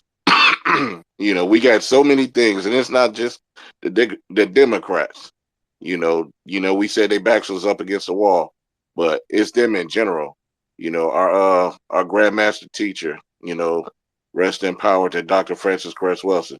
She told us about their dwindling numbers, which explains their aggression and their affinity for the male part, if you will. You know, and as I look at that, I was just looking at how they was doing one of them spaceship landings. I'm like, why is all these ships shaped like, you know, had that phallic shape to them? Like the guns and, you know, everything that they weaponize, you know, on a bit of irony, on a morbid bit of irony, you know, it happened to be fashioned that way, you know, and they know they on their way up out of here. You know, they trying to find a way to rule in the minority, you know, like in South Africa, but they know we're not having it. We are turning up nationwide, and we're going to keep our foot on the gas. We're going to keep one foot on the gas and the other one on their neck. That's just how that's going to go, because we going to have to. We ain't got no choice, and we need to stop trying to find an excuse to quit.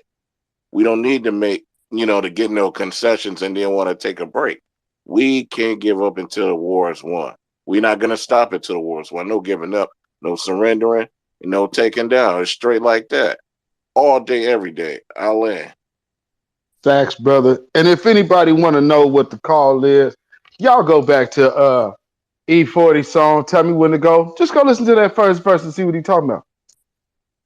See, real revolutionaries do know how to speak, but we also understand that it's not a sprint, it is a marathon. So you got to live this life every day. But see, that don't change what you are. Acting irrational and acting hasty, that is a detriment to the cause. And people have done that in the past. And again, family, always remember, we saw the video of that sister come out and say she spent 9 damn years with these Negroes. She was the blackest, this blackity black sister. And she was a whole damn agent. 9 years. And sat up into the, man, you understand what that is? 9 damn years. That means that she rolling with cats that will do something to somebody for that woman. You understand? And then just to say that, damn, out of damn near a decade, your ass was a cop this whole time. That's how kind of we gotta look. So I know like people be getting like people. Hey man, this ain't the game for that.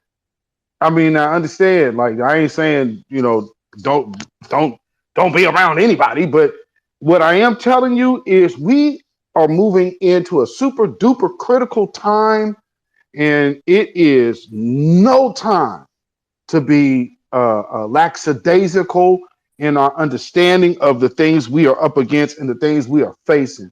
We have to be on point, sharp, and vigilant at all times. If you lose, we lose. If we lose, you lose. That has to start being the mentality. And see, right now, I'm gonna show you that everybody else has that mentality when it come to us, because as long as they know we were losing, they was winning. As soon as we talking about no more, no mas, all of a sudden everybody's like, they're not even just flipping out, they're flipping on each other. You got Asians now. They had a whole Stop Asian Hate Crime bill. They was all unified just a year ago. Now they're up there at the OMB talking about, oh, we need to be a separate group. See, we need to have this group that now we are foundational Asians to America. See, we were here in the 60s. Some of us were in these concentration camps, and so we have to be foundational Chinese Americans. Are you kidding? Damn, we can't have nothing, can we? Jesus. We can't have nothing. So what I'm saying is, it is us that moves the needle. It is us that forces the issue. The issues are not coming to us. We are letting you know what's going on. So we have a Democratic Party that has spent their time with this benign neglect policy. Now they are seeing either change up or lose. Those are the only options going forward with us from here. And with that being said, I don't think I think they're ready to pretty much go scorch earth. I think they would rather lose. But at the end of the day, they got to think of their kids, but they don't. So what's even more? Just allowing you the true psyche and nature of the beast that we face. They will burn their whole house down just to keep you from moving in next door. Do you understand? So with that being said, before we get to La Negra, Sister Miriam, did you want to chime in on that? Indeed, I do, brother. You're 100% on point. I tell you, this whole unjust outrage that they have, this they always had the scorch earth mentality. That's why you have rules, laws, and regulations and policies in place to get the PC beast some type of guidance and order, because they've always been a chaotic bunch. You know, eh, read the Iceman Inheritance. This is a PC woman who did a psychological study on her own group. You know, they like to do social studies and studies on everybody but themselves. So she did one on her own, and it wasn't pretty. So again, we know that this is hell month for them. We know they do nothing by coincidence.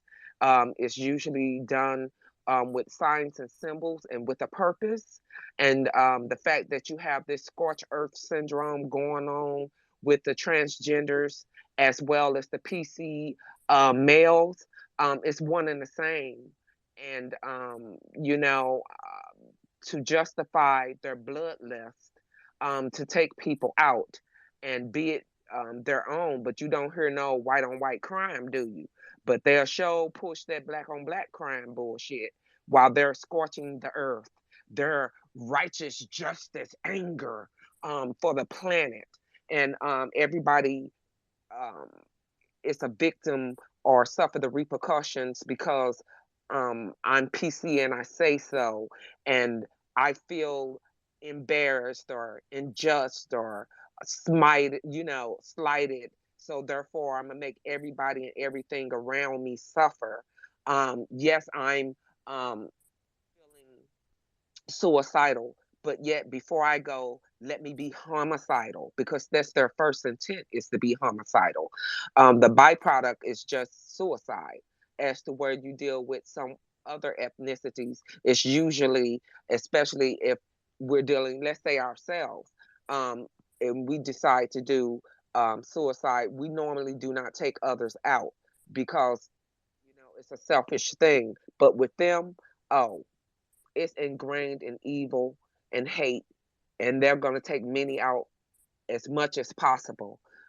If some of their own get it, it's just casualties of war. But when it's other people of ethnicities, mainly foundational Black Americans, oh, it was a just cause to die for. These people, they claim that they love and care about their children, but look, they're letting all the pedos and everybody else exploit and dissect and do every horrific, inhumane, sadistic, horrible thing that they could to the children. So it's not about that. It's about their justification and wanting to rule and throw a fit whenever they see fit. So I'll yield my time. Brother B. Seal, if you don't have nothing else to add to that, we'll let Sister La Negras come up.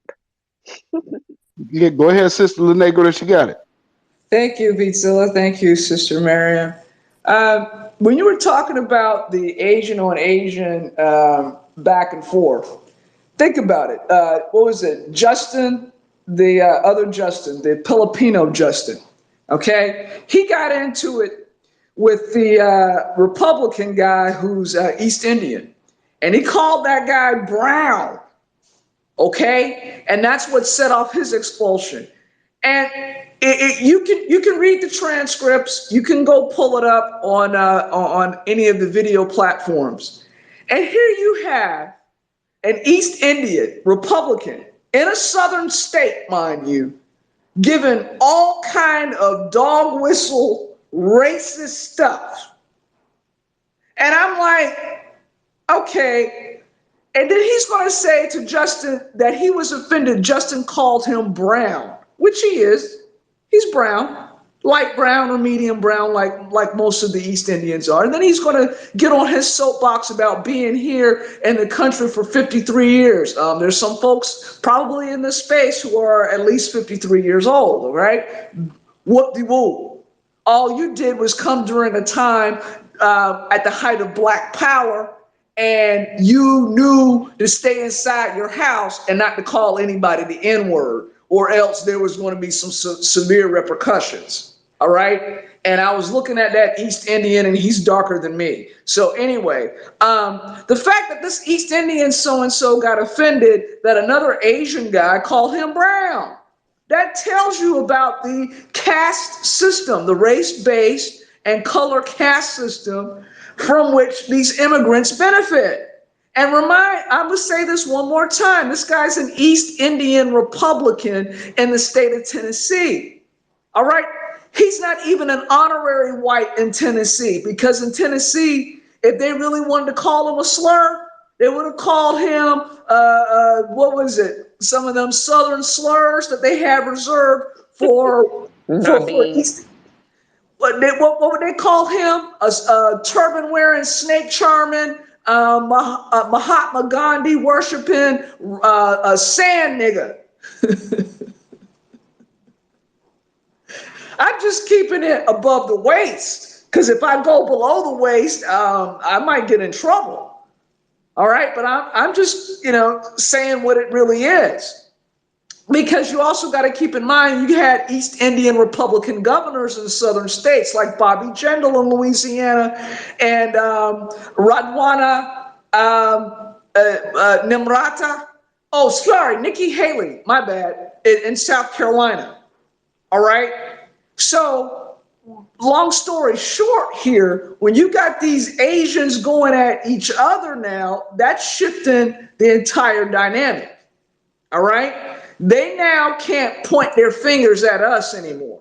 They no longer can look at us and blame everything on us. They can't talk crap about us anymore because we pulled the rug out from underneath them and forced them to come to terms with the fact that they've been aiding and abetting and really creating their own problems, and that they're no longer honorary whites, and that guess who's coming after them?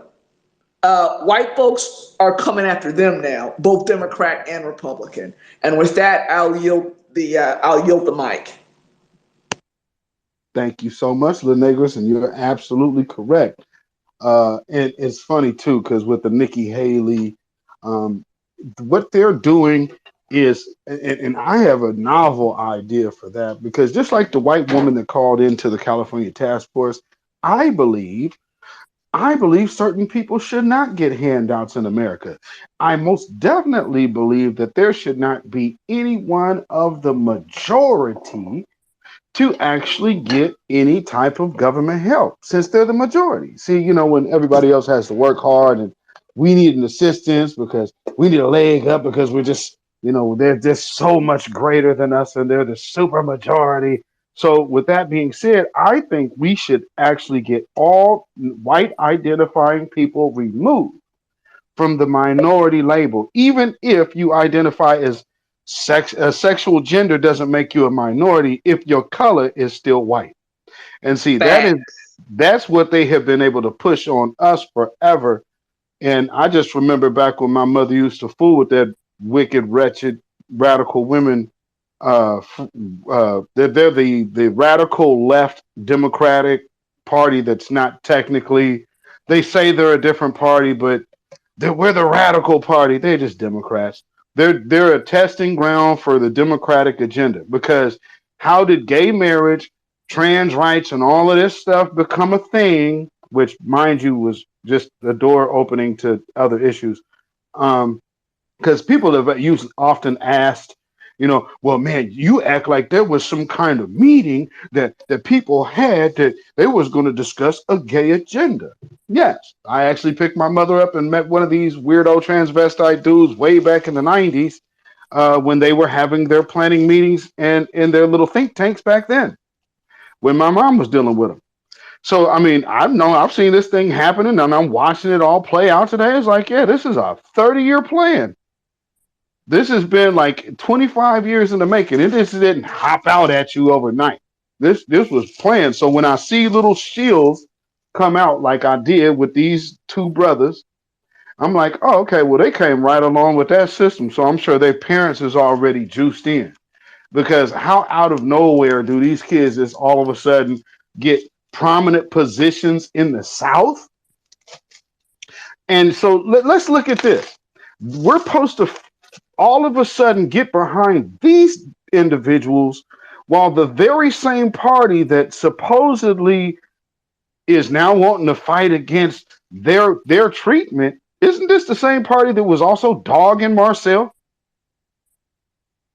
I could swear that this is the same party that wasn't treating Marcel so friendly. So now, why all of a sudden, with this very same grassroots individuals who was watching Marcel get dogged out nonstop, why would we now be the engine behind their little move?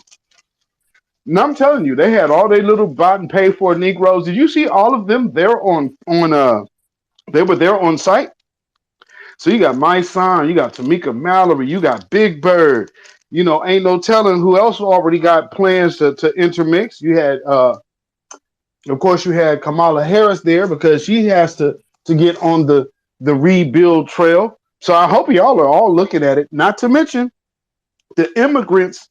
See, they lose leverage with the whole immigrant conversation, and they most definitely lose leverage with immigrants when it comes down to Republicans. So if we're pushing back on immigration and we're saying, no, get us the money if you can give us everybody else this, their only avenue is trying to get us to get off of our own issues. And that's what they're doing right now. So with that being said, Sister Miriam, how do you see that they are trying to utilize this as getting us off of our issues? Okay. I would say by propping up immigration, um, their needs and pushing them forth as people of color to tether them into our grassroots movements and our talking points and what it is that we are pushing forward.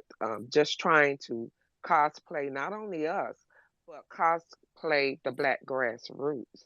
While, as you can see with this so called march that they did, it was everybody but black people. Maybe the one little dude, but everybody but us out there. And then of course you had the little head people, and of course you had, the ABC mafia, you know, it everybody, like I said, but and then the so-called um suffrage um feminists out there, the white women that were out there representing. And then you also had your um reprobationists out there, the tired panfakinists show up. Um, Kamala Harris,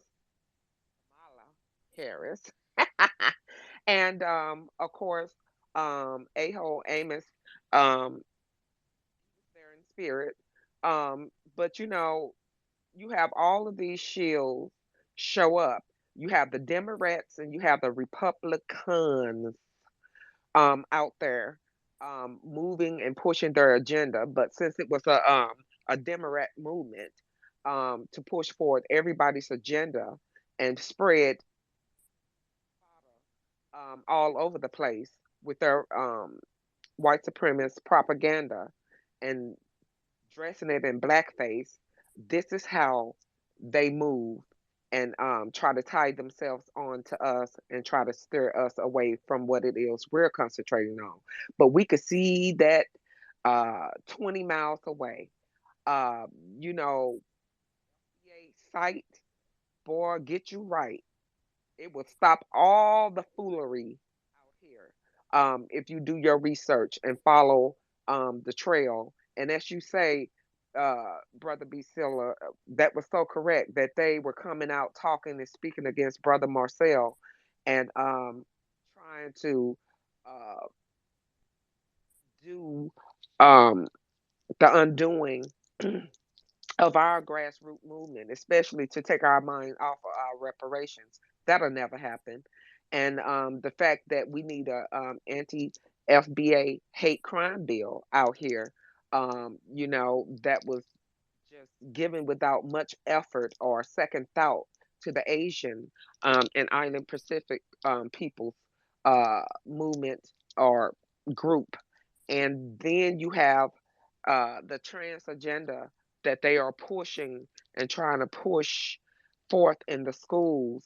Um, so they're attacking not only the black grassroots, they're also attacking the children on every front. And then you have the critical race theory bull crap that they are pushing, trying to make sure that the eraser effect is there about our history, about how we are truly moving as a family union. And it's been co opted, like I said, by the feminists, as Dr. Short would say, pork chop feminists, which these people rode in on. Like you said, this was a 30, 40 year thing in the making. This is how PC supremacy moves. They plan in a you know in detail and launch things for years to come. So, therefore, that's why we have to make sure we're projecting and we're planning and making sure everything is tight on our end to stop these ops from co-opting our movement and getting in there so we won't have a cop present for 9 years in our midst. Every time we have something going for ourselves, anytime we are moving the needle, they make sure that they put a op in our midst, and it's usually someone brown, so they know that they can't come with us or to us with the same bull crap because we already vetting and we're shaking, and they like, boy, it's hard to get them in there. We see in Comba, we see in Koba, ADOS. We see all the foolery and all these other groups if you will, that are trying to tether themselves onto us. And so, yeah, we're not going. We're not falling for the bull crap. I'll swing the ball back to you, brother. Yes, indeed. Thank you so much. And I mean, we're not going for it. And that's I think what is so different for everybody when they deal with us now is it's like, oh man, the same old doesn't work. And they act as if something is wrong with us. It's like, no, we're just now seeing the disrespect or disdain you have for us in real time. Like unlike before, because we had these other do nothing leaders, and we're actually letting this is the difference. And I think this is one of the biggest things that makes the difference. We are saying the black leadership that you said is black leadership, we have denounced them individuals. None of them represent us. And we are proving it. And with this, I guess they figured, let's try this new wave of young voters. So let's get this young thing going on. And it's like, no, actually, this is just going to be used as a mechanism to further commit political suicide, because now you're going to drive the bigger wedge in between those younger voters, because young black voters, once they recognize, for the young black voters that's actually not on the grooming system of the Democrats, those people are listening to people like us, and they ain't going with the status quo. So that is going to be a huge difference going forward for the Democrats. So they're trying their last stitch effort at seeing if we can go with symbolism, and we didn't bite on it at all. So once again, shout out to all of you who have made your voices felt, because the people have spoken. Sister Shantae, and then Afro Bubbles. Go ahead, Sister Shantae. I'm gonna be honest with you. First of all, I'd like to say hello, good afternoon, and hey to everybody in the room. I made a mistake and hit the daggone button, but since you brought me up, only thing I can say is if you need me, I'm here. And if you got any questions that you want to ask me, I'm open up for questions. I think Sister Tesla, she did a great job today on the Breakfast Club. I like the fact that she was pulling out the questions that I wanted to ask, and she did it and plus more. She did a good job. She could have went a little harder, but she got to be professional. I've been at work all damn day, so I'm just trying to take it easy right now. Let me see. I don't know if you want me to answer or you want to ask me a question. Feel free. Like I'm ready, but I just feel like we're going through like the merry-go-round situation, keep going over and over. I don't like how people always, okay, say like it's like once a year. 2 times out of the year, you're gonna need a vacation and chill out. And then people just go so hard on us to where as though they always feel as though we need, well, how can I say this? That they need something from us. So it's like they always just on our necks every damn minute. I'm happy that we are separating from people because it needs to be done. Especially when you got people coming, what's the title? Some Nashville peoplehood. And certainly when you got certain people just acting like they being phony and being our friends, coming up here talking about some of the peoplehood. If y'all get mad at me, I don't care. I still gotta fucking do what I gotta do regardless. It's just like a whole bunch of fuck shit that been, excuse my language, crazy stuff that's going on, and we gotta keep ourselves, afloat, beyond, keep fucking moving, and stop letting everything be a distraction to us. After a while, it becomes very insulting, and I'm tired of everybody trying to step on our toes and then down talking to us. And get aggravating. I guess we gotta, I wouldn't say get used to it. I would never get used to no shit like that. But yeah, we gotta keep on. Like sometimes I need to pull back. But everybody else, have a good day. If you want me to answer a question, shit, I'm here. All right. Thank you so much, Sister Shantae. Appreciate it as always. Always welcome. And again, before we get to Afro Bubbles, I just want to again give you the New Black Media Summer update. Is that this particular space, the Certified Truth Space with myself, Black Alpha Network, will be going on hiatus until further notice.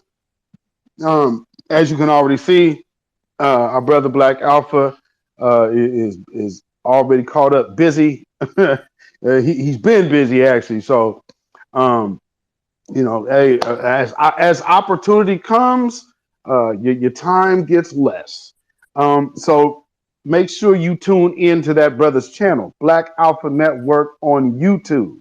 So that way, and both of our channels are up in the jumbotron, so you'll be able to still get with us and get this good content. Also, as much as we will still probably from time to time sporadically do a space, but as far as the like, you can set your watch and you can set your calendars to it, that part is changing. So again, and then with that also being said, this is New Black Media Appreciation Month, so be on the lookout for another New Black Media, the Vanguard mashup. So be on the lookout for that. That will be on my YouTube channel, which of course is in the Jumbotron, Beatzilla PDX Official. And then also make sure to go follow our brothers Afro Elite, Kid Gravity Beyond, and also Brother Torian Rain Reloaded, and our good brother Dwan B. And then also now the Pick Me podcast with Sister Just Eve. She's uploading her the spaces up to that channel. So if you want to go watch YouTube, don't want to sit in space, you could go watch the replay on that channel. So again, shout out to all of the voices of New Black Media, of course, the big three, and all of the supporters of New Black Media, all of you grassroots individuals, because without you, none of this is possible. So again, shout out to all of you and thank you to everybody who has been supporting me, my brother, over these past few months. I believe we started last August, and I hope that we have made an impact.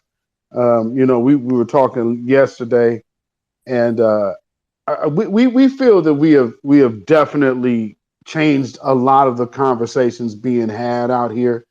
So I know a lot of y'all are gonna miss it, but we have things to tend to. So we will be putting this space on hiatus until further notice. So, but once again, thank everybody for your support. Much appreciated. Much love to you from me, my wife, Black Alpha, Queen Alpha, and our sister Miriam here. Thank all of you. Sister Afro Bubbles, you can go ahead. You got it. Hey, can you hear me? Yes, indeed. Can Yes, y'all indeed. hear me? You're good. Yes, you're good. All right. Hey, all right, fam. Peace, love, and reparations to the beautiful and brilliant Black family in the room. Double honor to the front guard in here. Our host, Beatzilla, always going hard. Always going hard. The beautiful and righteous Sister Miriam, always on it. We love and appreciate you, and also to salute to Sister Just Eve, the Negress, Brother Sage, Brother Racer Bo, and others out here on the Twitter front line that have had rooms and had us thinking, had us think tanking, had us planning, had us building. Wow, had us empowered us and had us loving each other and staying on code and keeping our feet held to the fire. I love you and we love us, right? We love us. We are amazing. We're an amazing lineage. We're an amazing lineage and we have gone through so much. I've been on Twitter just for 2 years and I mean, we have dodged so much COINTELPRO, so much treachery, so many people trying to divide us and come out of this pocket and out of this bag and out of, that look like us. Not only the tellers, I'm talking about FBA, freedmen, Secure the Tribe, Negroes, all of what we call each other. We have been a mess. We have been a mess. But through all of that, we have stuck together, and right now we're more on code than we've ever been. All the little pockets of what we like to be called and all the rooms we go into and all the rooms we don't go into, I noticed that we're a little more unified now. This OMB thing, this peoplehood thing, kind of got us a little bit on a little more on code than we have been in the 2 years that I've been on Twitter. And so for that, I am grateful, right? And I see that moving in the right direction. I don't see as much division, and I am seeing a lot more people that be in one corner, a lot more people visiting other people's rooms that they weren't visiting before. And I love that, because we are all family. We are all one people. We have difference of opinion, and we tend to stick with our group that believes like we believe about what we believe, but we all related, y'all, and we are dynamic. I mean, they would have genocided us a long time ago, and they have tried everything. And right now they're coming out the bag from every direction on us, and we dodging all the hijack. I mean, you got to give us credit. I don't care all the fuckery and the mess we get into. We are amazing. The way that we dodge the devil is amazing. And the way we peep out little spies and little trick bag situations, we are brilliant. I just have to give us that. I have to say that. Because we don't get enough credit. We don't get enough credit from anybody in this country. Now, the world gives us credit. They give us props. They see what an amazing, courageous, proud, decent, gentle people, brilliant people that we are. But in this country, we get nothing but the heel of their shoe, you know. So every time I get on here, somebody asks me to speak or I'm compelled to speak, I got to love up on us, because we get so much mental abuse, so much toxicity, so much stress, our men, our women, and now our kids. They're coming for our kids like 9,000 going north. And, you know, we here, and we are the vanguard. We stand in between, you know, this pedophilia garbage and this transsexual garbage and our kids being groomed. We standing up against that. And I just want to give salute to each and every one of you guys there that is got the back of our kids, you know. And as far as people who go, you know, I've voiced in a few. I don't talk much, you know, but I'm 100%. I'm 100% blackity black, and I spoke up in a few spaces about that because I felt impelled to do so. That's a trick bag. It sounds good, but look who's presenting it to us: the people who tried to hijack the whole black nation and have us all called freedmen. Every time they showed up, they were pushing freedmen. I mean, disrespecting what we particularly wanted to be called on an individual level, trying to do a Jesse Jackson on us. Those are the same. All freedmen are not created equal. There were some that were more independent thinking. They weren't on that hive mind bullshit, you know, and that takeover spirit thing. They weren't on that. But the groups of those freedmen that were on that, these are the ones involved in the peoplehood. It sounds great if we can't, you know, agree on what we want to be called unanimously. It sounds great. Well, we'll all be represented, all of our identified. I love that. I love that. But I don't trust you. I don't trust you who's bringing that to me. Thumbs down. 100% thumbs down. Can't trust it. So, you know, there's that. And the Nashville clowns, they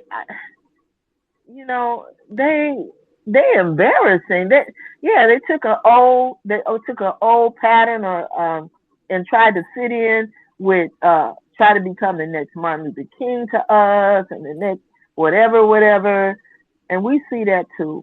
And I just want to reiterate, you guys, let's stay together. Like Al Green said, let's stay together, stay on code with each other. Just ignore the families that want to be, you know, haywire. Just ignore them. They family, you know, we got crazy cousins and retarded, you know, uncles and stuff. Just look at them like that. They'll be all right. But as long as we stay together, you know, the core of us stay together, we can overcome anything. And I land. Shout out to you, Afro Bubbles. Thank you so much. And I agree.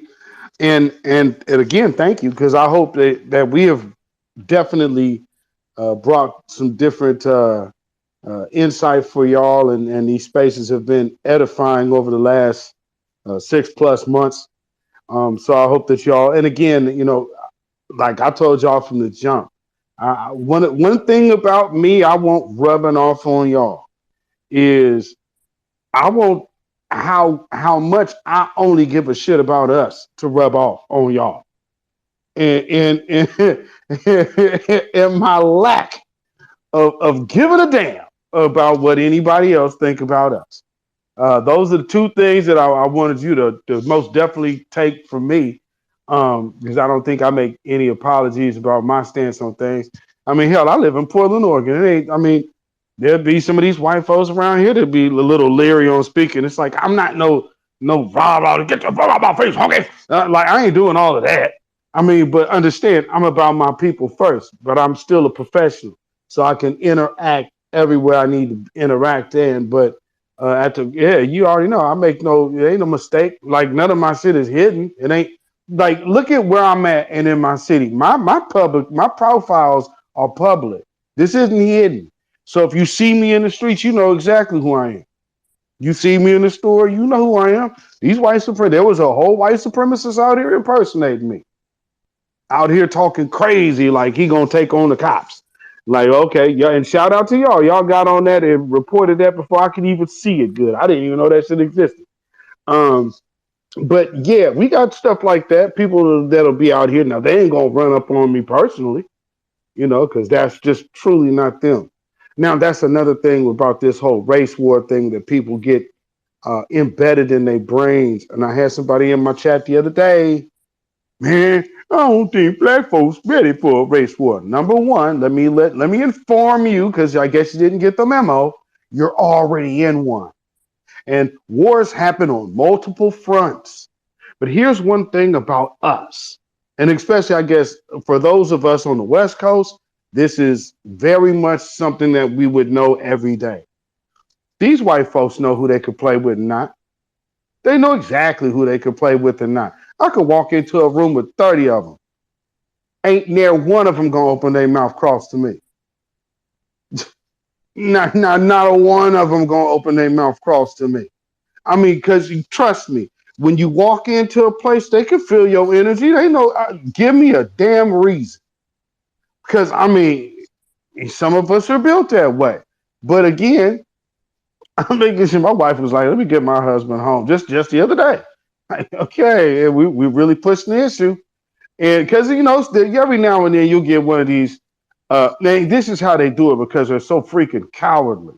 They'll act like they don't see you, or instead of trying to be the aggressive, they try to do the passive aggressive thing to then try to get some attention. Oh, what? What? I didn't do nothing. What? What?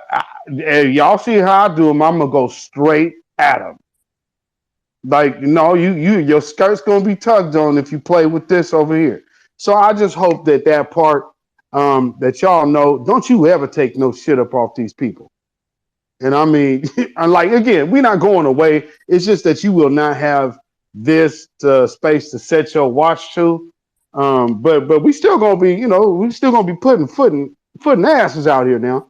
But with that being said, just trust me. I really, really, really, really want y'all to look at yourselves as exceptional people, and don't you take shit off these people. And most definitely, don't you let no outsider tell you about how you treat your insiders. Your family is your family, and they got to shut the fuck up. Brother Eastsiders, it's on you. And I'm glad our sister Afro Bubbles mentioned that too, because what I wanted to say, a lot of the time, well, not a lot, all the time we get that hatred from everybody is because of jealousy. Like you said, we are exceptional people. They're just jealous because they're not. Let's just keep it 1,000. Let's keep it 2,000. They can't do what we do. They can't stand up to the pressure that we are able to. And we got to understand how diamonds are being made. It takes a whole lot of pressure to create a diamond. And that's just what the fuck we are. We're diamonds, goddammit. That's just what it is. Every last damn one of us. Now, a lot of the times that we get the pushback from some of our fellow diamonds is because they can't take the heat or the pressure. And they just want it to end. They're not ready to handle the levers of power. They want to be goofing off and just BSing around all the damn time. They want to go back to partying, drinking, and smoking because that means they ain't got to be responsible for shit. Well, okay, sit your asses back and let the responsible ones handle it. Let us do what we got to do so we can have empowerment for all of our people. And another thing, lastly, we're able to see things unfolding the way they are because we have the power of perception. We're able to see these things in real time as they unfolding in front of us. Let's not forget our spiritual connection as well as our physical. We are the chosen people, and we are for a reason. And as soon as we get that, let that soak in, the better off we'll be, and we'll be able to get back to business and stand on it 10 toes down on land. Major facts, brother. Major facts. Sister Lenegris. Woo! East Siders is on fire. I thank you, brother. All I have to say is this. Beatzilla and I live up in the Pacific Northwest. You may hear him shout out saying the I-5 connection here. What I tell the youth that I mentor, don't let anybody steal your joy. And with the older youth, I can say this to my older youth, I tell them, don't take shit off these people. Never let them think that they have even the psychological advantage. Okay? Don't give them any reason. You look them dead in their face and you stand with your feet shoulder width apart, chin up when you're talking to them. Okay? They'll leave you alone. Always take a family member or two friends with you as witnesses. All right? They'll shrink. They're cowards up here. They always shrink back. Okay? Beatzilla's a grown man, and they're not going to challenge a grown man. All right? But with me, because of the energy that they feel with me, a lot of people just get up and leave. Okay? Because it's that spiritual energy that we give off, really. And I've had people challenge me because I look younger than I am. All right, I've been blessed with a half century almost. Okay, but I don't look like I'm a half century. And the way that I carry myself, people are shocked. All right, and because of my line of work, where I am, I can't mince my words around people. I can't measure my words. Okay? I don't deal with that backstabbing nonsense. All right? And when I'm around other black folks, family members, I look at you as if you're my family member. I can't lie to you, and I won't lie to you. All right? I feel that with me being a true friend, I'm going to speak the truth to you in love. All right? I'm going to be peaceful with you. It's okay that we don't get along with each other, but I demand that we respect each other. All right? I've had disrespectful things said to me out here in these mean Twitter streets. And then people who actually got to know me, and there were a couple of people who, on the good end, they got to know me, and some people actually saw me in person. All right? And then on the bad end, I've had run-ins with people, and they saw me handle business like the adult in the room that I am. All right? So I can say this has been a growth experience, and I'm glad to see everybody coming together as one. And that's why both the Democrats and Republicans are running for cover, because we are coming together and honoring each other, and we're moving.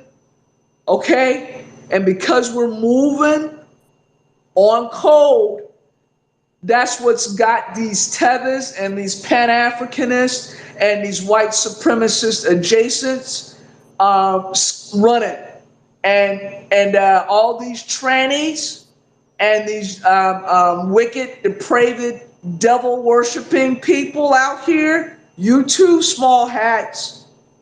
Time's up, motherfuckers.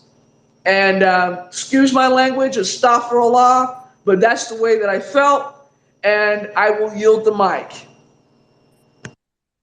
Ooh, thank you so much, my sister. As always, La Negris. Appreciate you as well. And again, family, we already over the time that I said I was going to run this space. But and I'm gonna get ready to shut this space down again. Thank you to everybody who has been supporting the Certified Truth. Much appreciative to all of you, as well as everybody who supports all of the voices of the new black media. Um, for those that I don't ever get around to mentioning, you guys know who they are. So by no means do I mean anything ill.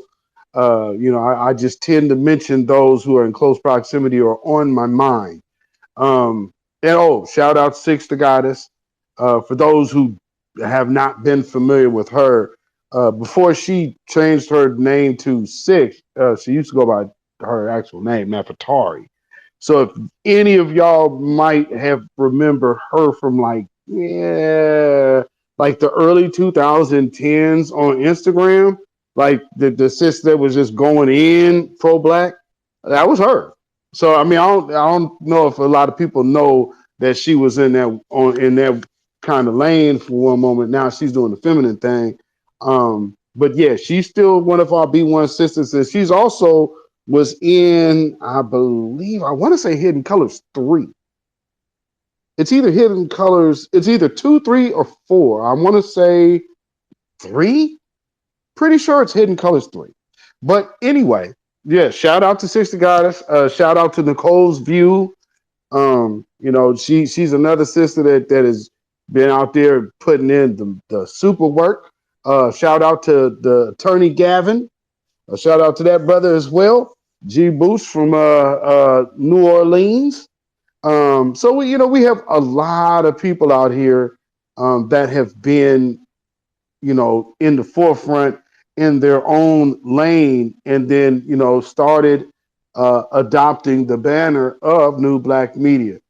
So again, shout out to everybody who has been able to make our collective visions come to fruition.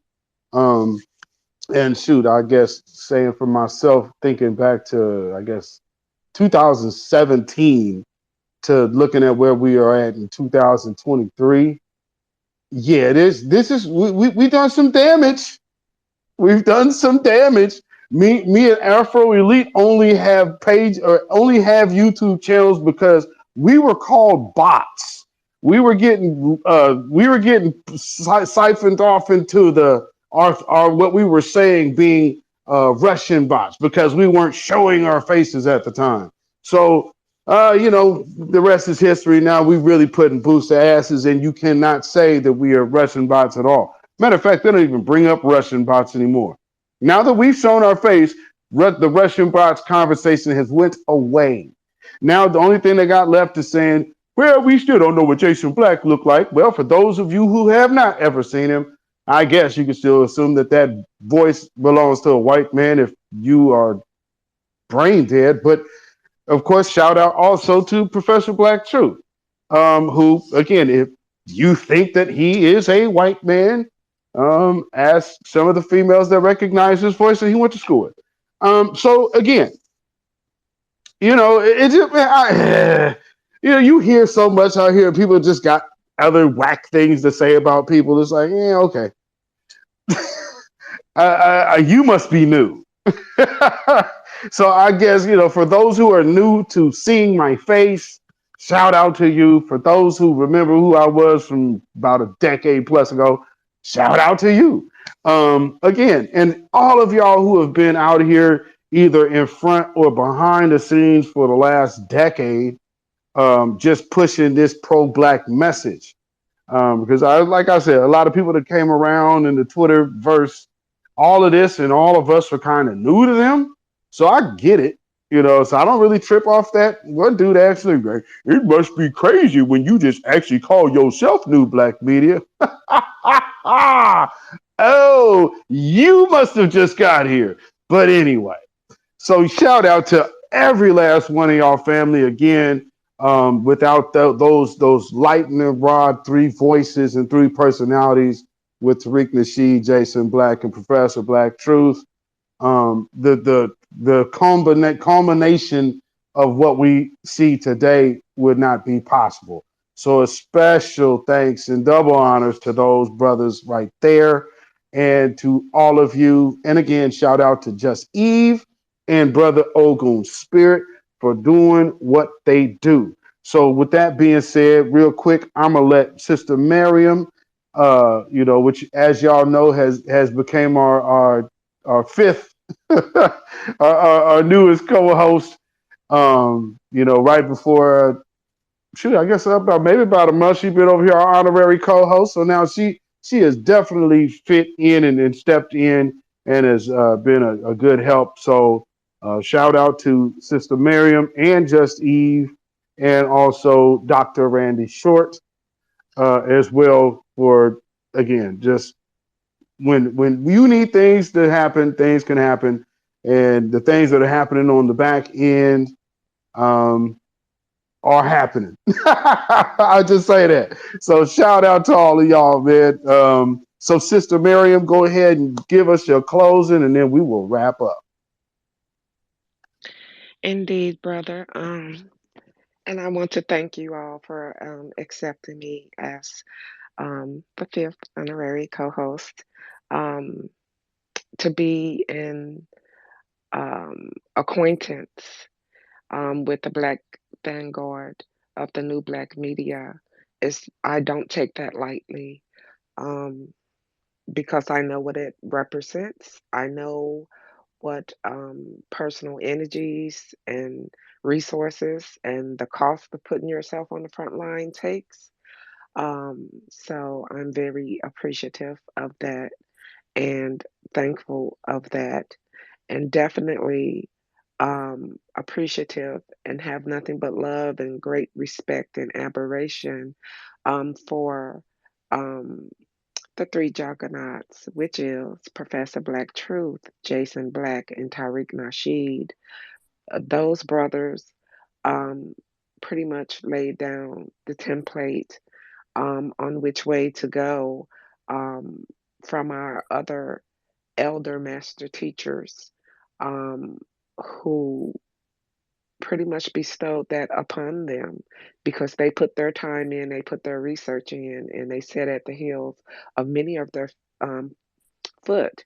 Um, I had the pleasure to meet and talk with Dr. Francis Cress Welsing. Oh, it was so divine and so informative and just beautiful. The sister truly do glow she did glow from the inside out. So majestic and divine in which the way she moves and teach, and just genuine love and acceptance of her Black family, the Black grassroots. Um, Also, I had the pleasure to meet Brother Steve Coakley, may he rest in power as well, who broke down the boule in politics like no other. I mean, he was the master template. He laid that down, and I congratulate when I see Brother Jason Black and Brother Professor Black Truth and how they analyze and pick apart the institution of white supremacy. I think a lot about Brother Steve Coakley. He brought a lot of those truths um, into light. And then you have um, our elder master teacher, Brother Neely Fuller. Oh my goodness, who pretty much wrote the code on systemic racism and how to get in and around and live with it and to um, conquer it. And then you have our master teacher, none other than Dr. Claude Anderson, who is the world renowned micro and echo um, um, economics major, political um, guru. He too laid out the map for many years, many years, 40, 50, 60 years, on how to move and groove in the belly of this beast of white supremacy. Even gave us a template on how to economically pull ourselves out of this system, and to let us know also of the traps and the falls of this system, and not to be fooled. I mention these junkanauts because they are our FBA elders. They are our template. They paved the way with their resources, time, energy, their life force.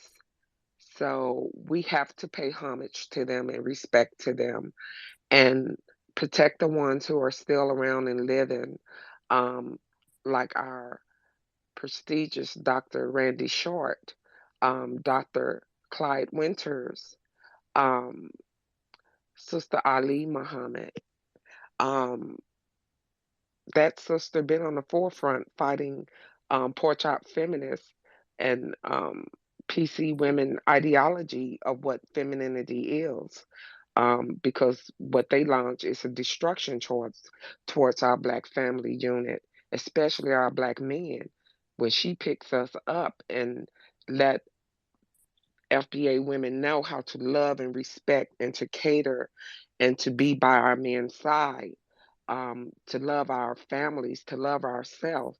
You have Queen Euphora, who laid down and did a lot of good works, spiritual works, and about cleansing and getting diet together. Dr. Lolita Africa, may he rest in power. He also laid down a template on how to get your self together, and to understand that to heal the body, it's a holistic thing coming from the black aspect of who we are. And it's just many other greats. I'll be here all day doing it, giving out, appreciation and thanks to um our elder ancestors and master teachers who came before us. um and of course you have um our youth who are now, or the people our age, and some of our youth who is taking that torch. The torch has been passed on, and they are doing an exceptional job because we are exceptional people, and we always must keep our heads held high, keep our shoulders to the grind, keep our ears open, keep our eyes peeled. Stay conscious of the fact of we're living in the belly of the beast, but no one has checked this beast. No one has fought this beast. No one knows this beast the way we do. So we can stop expecting others to have that understanding, or shall I say overstanding, because they never will. Because we've gotten to know this beast up close and personal, um, for 500 plus years. And even before that, because before chattel slavery, they encountered our indigenous ancestors who were already here, and then the rest of our ancestry, which came over during chattel slavery. So we are definitely a unique and exceptional people. We are a wonderful people. We are a majestic people. We are a divine people. We are a loving people. We are a disciplined people.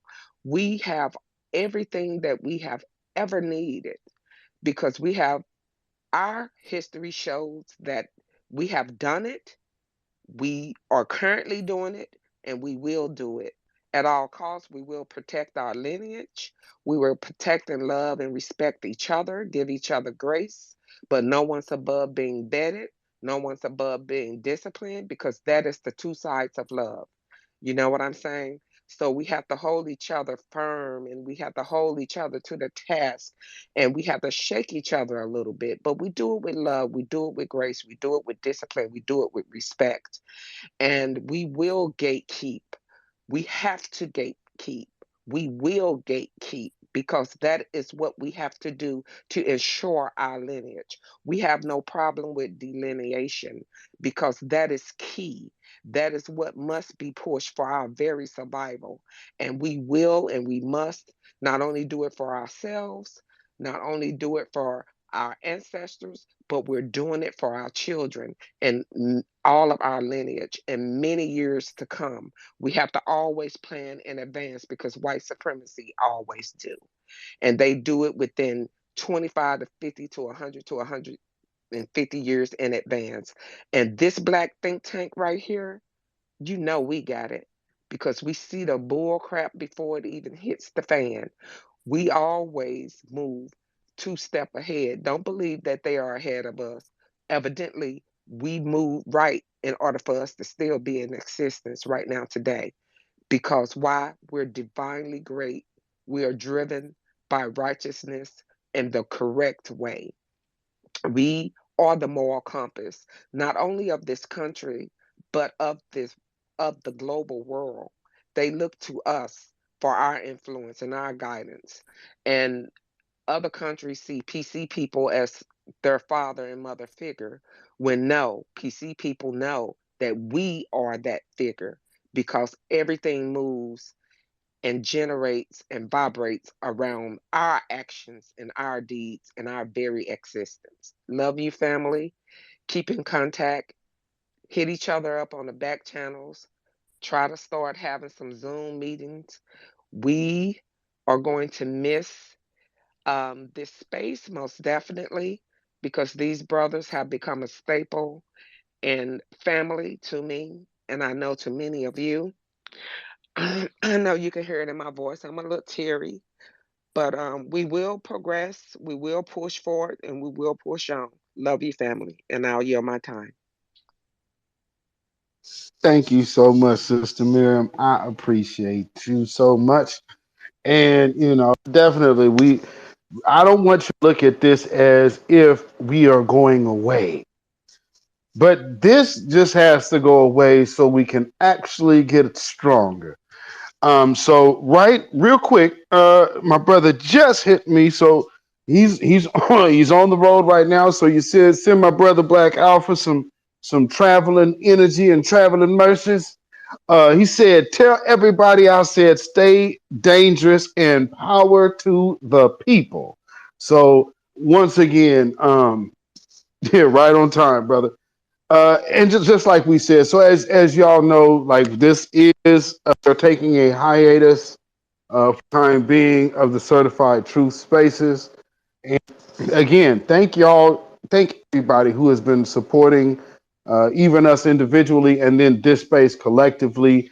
Everybody who has consistently contributed to these conversations. Again, when we do next space, it'll be a sporadic thing, but uh, we will definitely try to give you some fair warning so everybody will know, so how to know y'all gonna be, oh man, I didn't know y'all was coming on. So we're gonna try to make sure that everybody knows.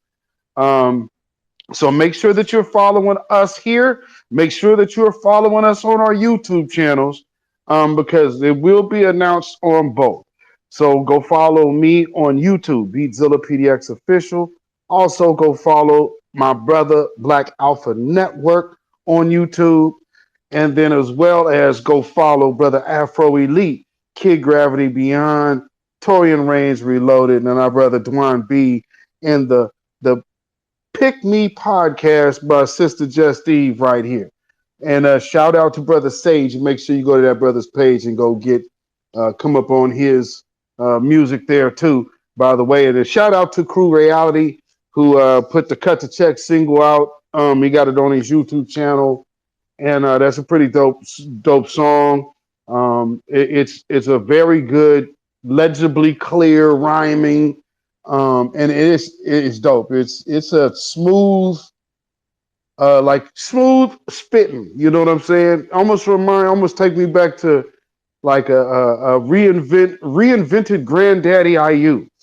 So for those hip hop fans, yeah, the brother came with it. The brother did come with it. I got to say. So shout out to that brother. And again, shout out to all of you. Salute to my brother Black Alpha Network, of course. Salute to Queen Alpha. Salute to Sister Miriam. And salute to my queen who is on her way home. And then for me, and like I always say, like my brother says, always stay black. Beautiful is black. What do you say? Black is beautiful, and beautiful is always black. So with that being said, again, make sure that you go follow both of our YouTube channels. Shout out to all of you who have supported these spaces. Keep these conversations going. And you will hear from us. We'll be around here and there. You just will not be able to set your watch by these spaces for a while. With that being said, we are moving to New Black Summer, New Black Media Summer. What that New Black Media Summer means is you are going to be bombarded with a bunch of propaganda from both sides, all sides. We're moving into the electoral season in preparation for the 2024 election. So that means that everybody in the New Black Media is going to definitely be under attack.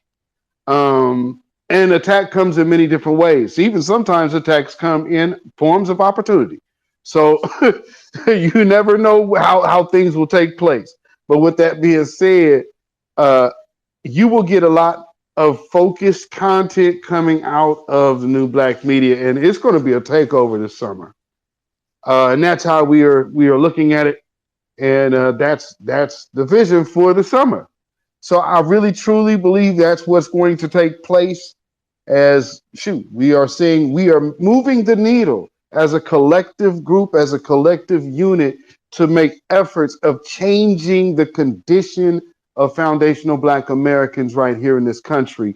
Unlike any other generation before, we are not backed by no NAACP. We are not backed by the Urban League. We don't have no NAN, NARC, in Cobra. None of these groups have anything to do with us. This is absolute grassroots, from the ground to the penthouse. So with that being said, salute to all of you. Give yourselves a round of applause, because it is y'all that is changing the world. Always remain exceptional. Always remain intently focused, and engage everything with an energy to win. If you're going in thinking that you're going to lose and maybe might lose, well, you might as well stay home.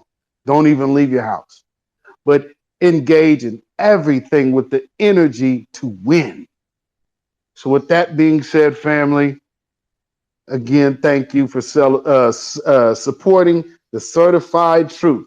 That is myself, Beatzilla PDX, Beatzilla PDX official, and also my brother, Black Alpha Network.